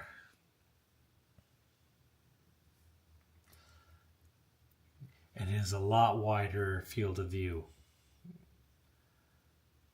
Damn near panoramic.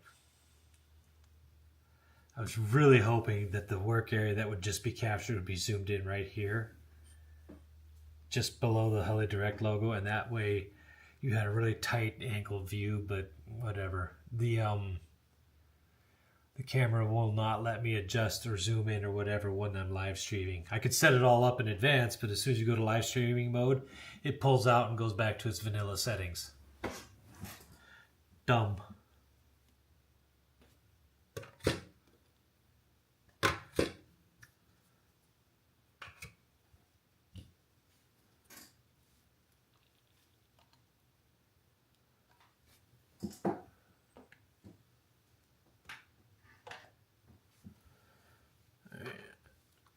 Leftover. Don't know what to do with you yet.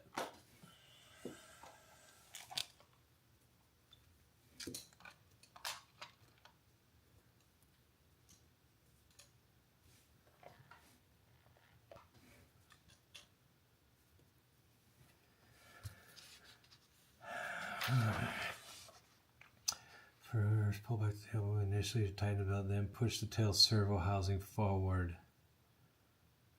No.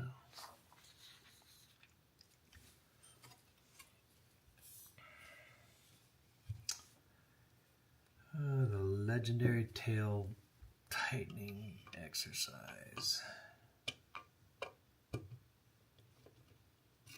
All right.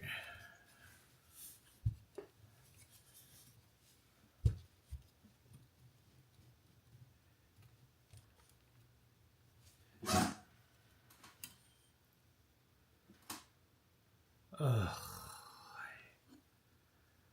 It looks good. I mean, there's only a way to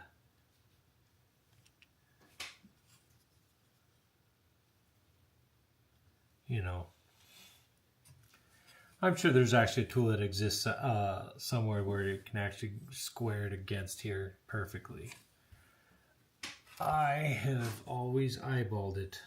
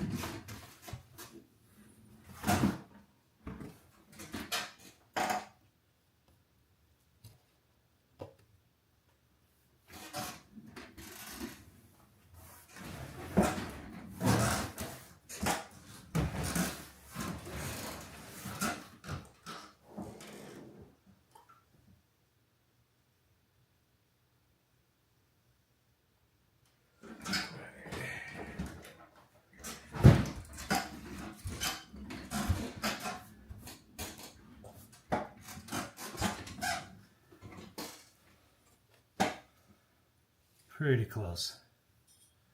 But I step back a few feet. There we go.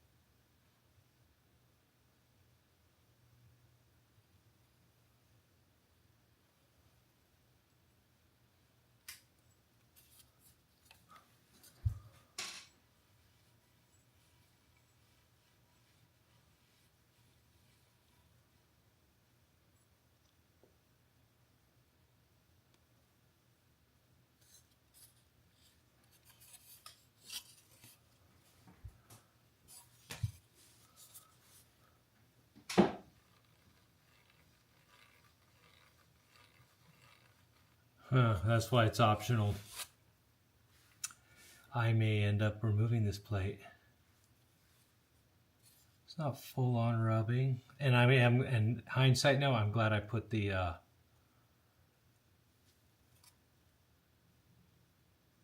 or no, I'm not. I almost would say we need to put the 1 millimeter gap just to drop this a little bit. That's why they gave you the option. I use the 0.5 millimeter like they said, and I am probably going to, after a flight or two, because I can hear it.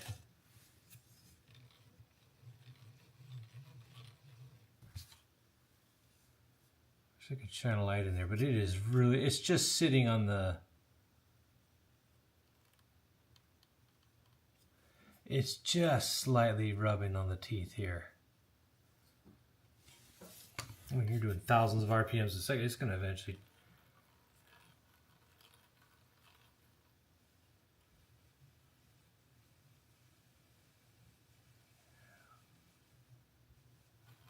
Yeah. Yeah. That's why they give the option of. I think I will eventually. I think I will. I'll mold that over, but I think I'm going to pull this off, add the 1 millimeter spacer, not the 0.5 millimeter spacer. That'll drop the plate. That, or I remove this piece because it was an optional piece, and that's why they have it optional. It is.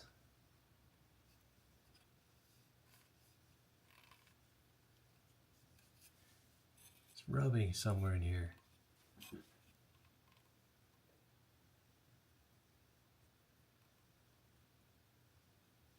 Not bad. It's very subtle. I don't know if you can hear it on camera.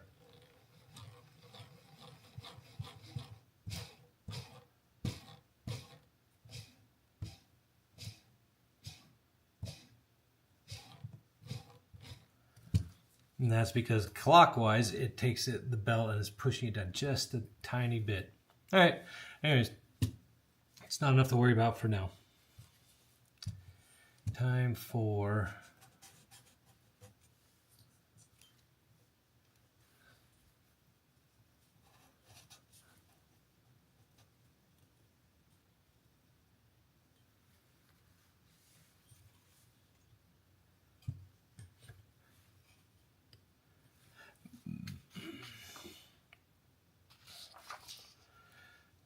tighten the belt and then push the tail down forward. Tighten the position of the two by slowly locking the two oars. Finally lock the M2 side on both sides. Yeah, they just don't say how far or deep to go.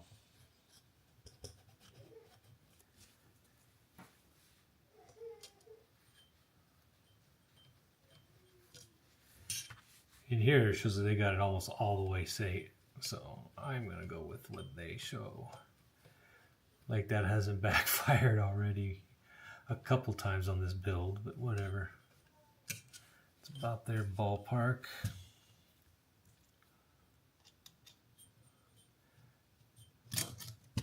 This is their belt tensioning setup, I guess. It's lame.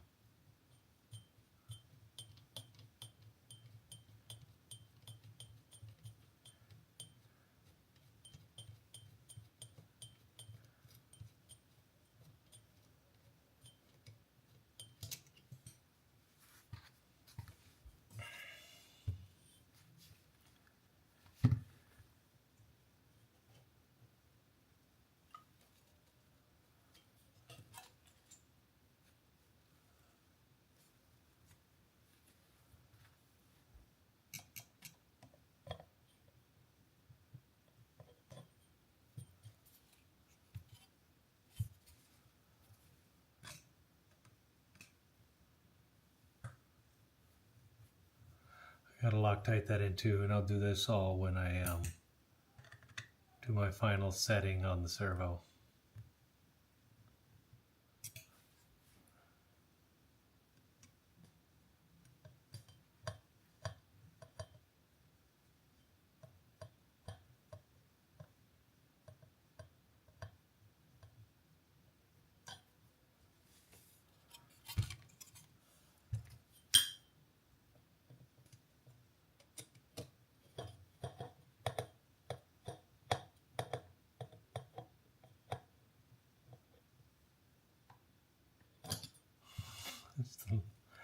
That is the lamest tensioning setup I've ever fucking encountered. Wow. Anyways.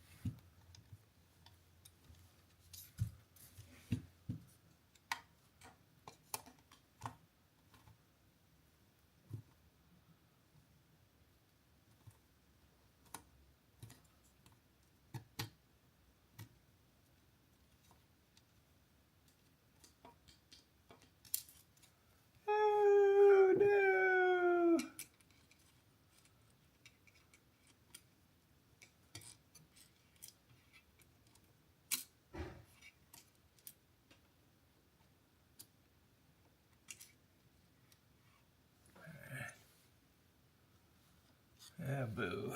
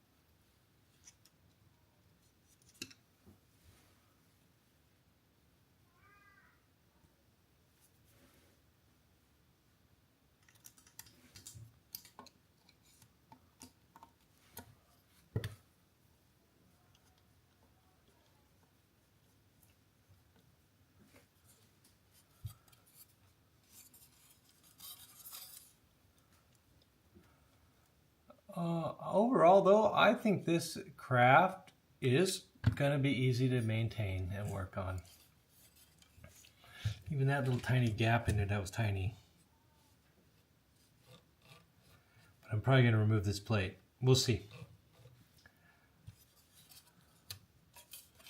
The belt feels good, though.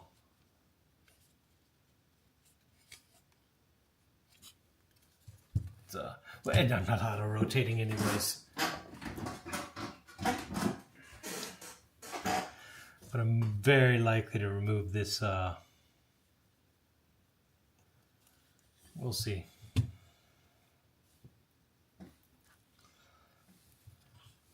I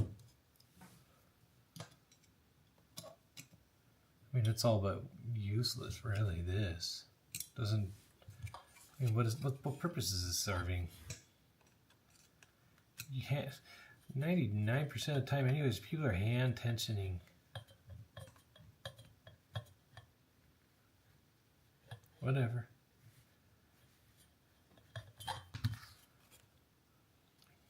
You know, you're hand tensioning, and then you're feeling here at the end. It's not going anywhere though. That's got to slip around. I got to Loctite these in place. This whole side still needs to be Loctite. I'm about ready to do that actually. The frame is in place. These all got to be done as well. I had done these on Friday, so they're good. But this side is not, and I made notes already, so I wouldn't forget. Usually I like to assemble the whole frame first, then pull each screw out and get it set in properly. Push the tail servo forward, tighten the position by allowing toward. Finally tighten the belt.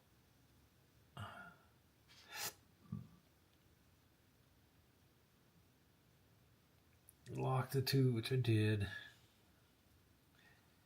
Yeah, these tensions, I mean, it really literally served no purpose because I had already done the belt properly. It felt good anyways. Oh boy, motor mount. Motor mount. I bought aftermarket plates here to give it a little extra flair.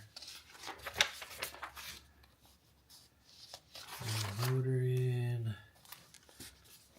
Alright. I'm a little disappointed though with the battery tray. It is it's a fixed battery tray. For all my craft, I buy extra battery trays because what I like to do is just slide it out and pop the next one in and keep the battery permanently mounted to its own individual tray. Well, I was wrong. I should have read the manual, I guess. Note to self, do that on all craft. But anyway, whatever. I don't need them. A waste of $1 or $2 or whatever.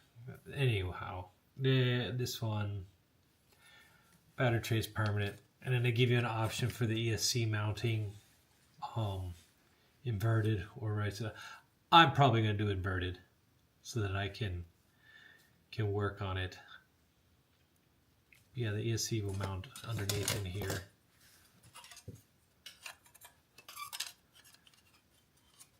And I'll just have the ESC mounted underneath.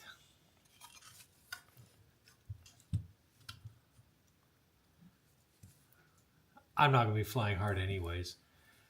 I mean, if somebody would have the ESC like so it can blow air, actively cool it, but I don't care. Or passive, whatever you want to call it. Anyway, I'm going to have the ESC plate inverted, and the ESC is going to be mounted upside down.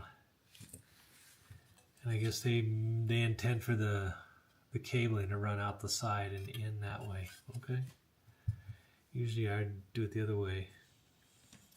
Anyway, all right. I think this is where I'm going to call this this stream. Page 24 out of what, 32, I think, 36, 33, 36 pages, yeah.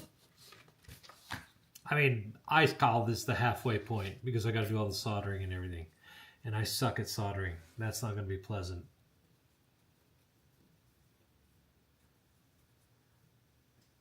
That's like my bane, is the soldering. Anyways. That's good enough for now.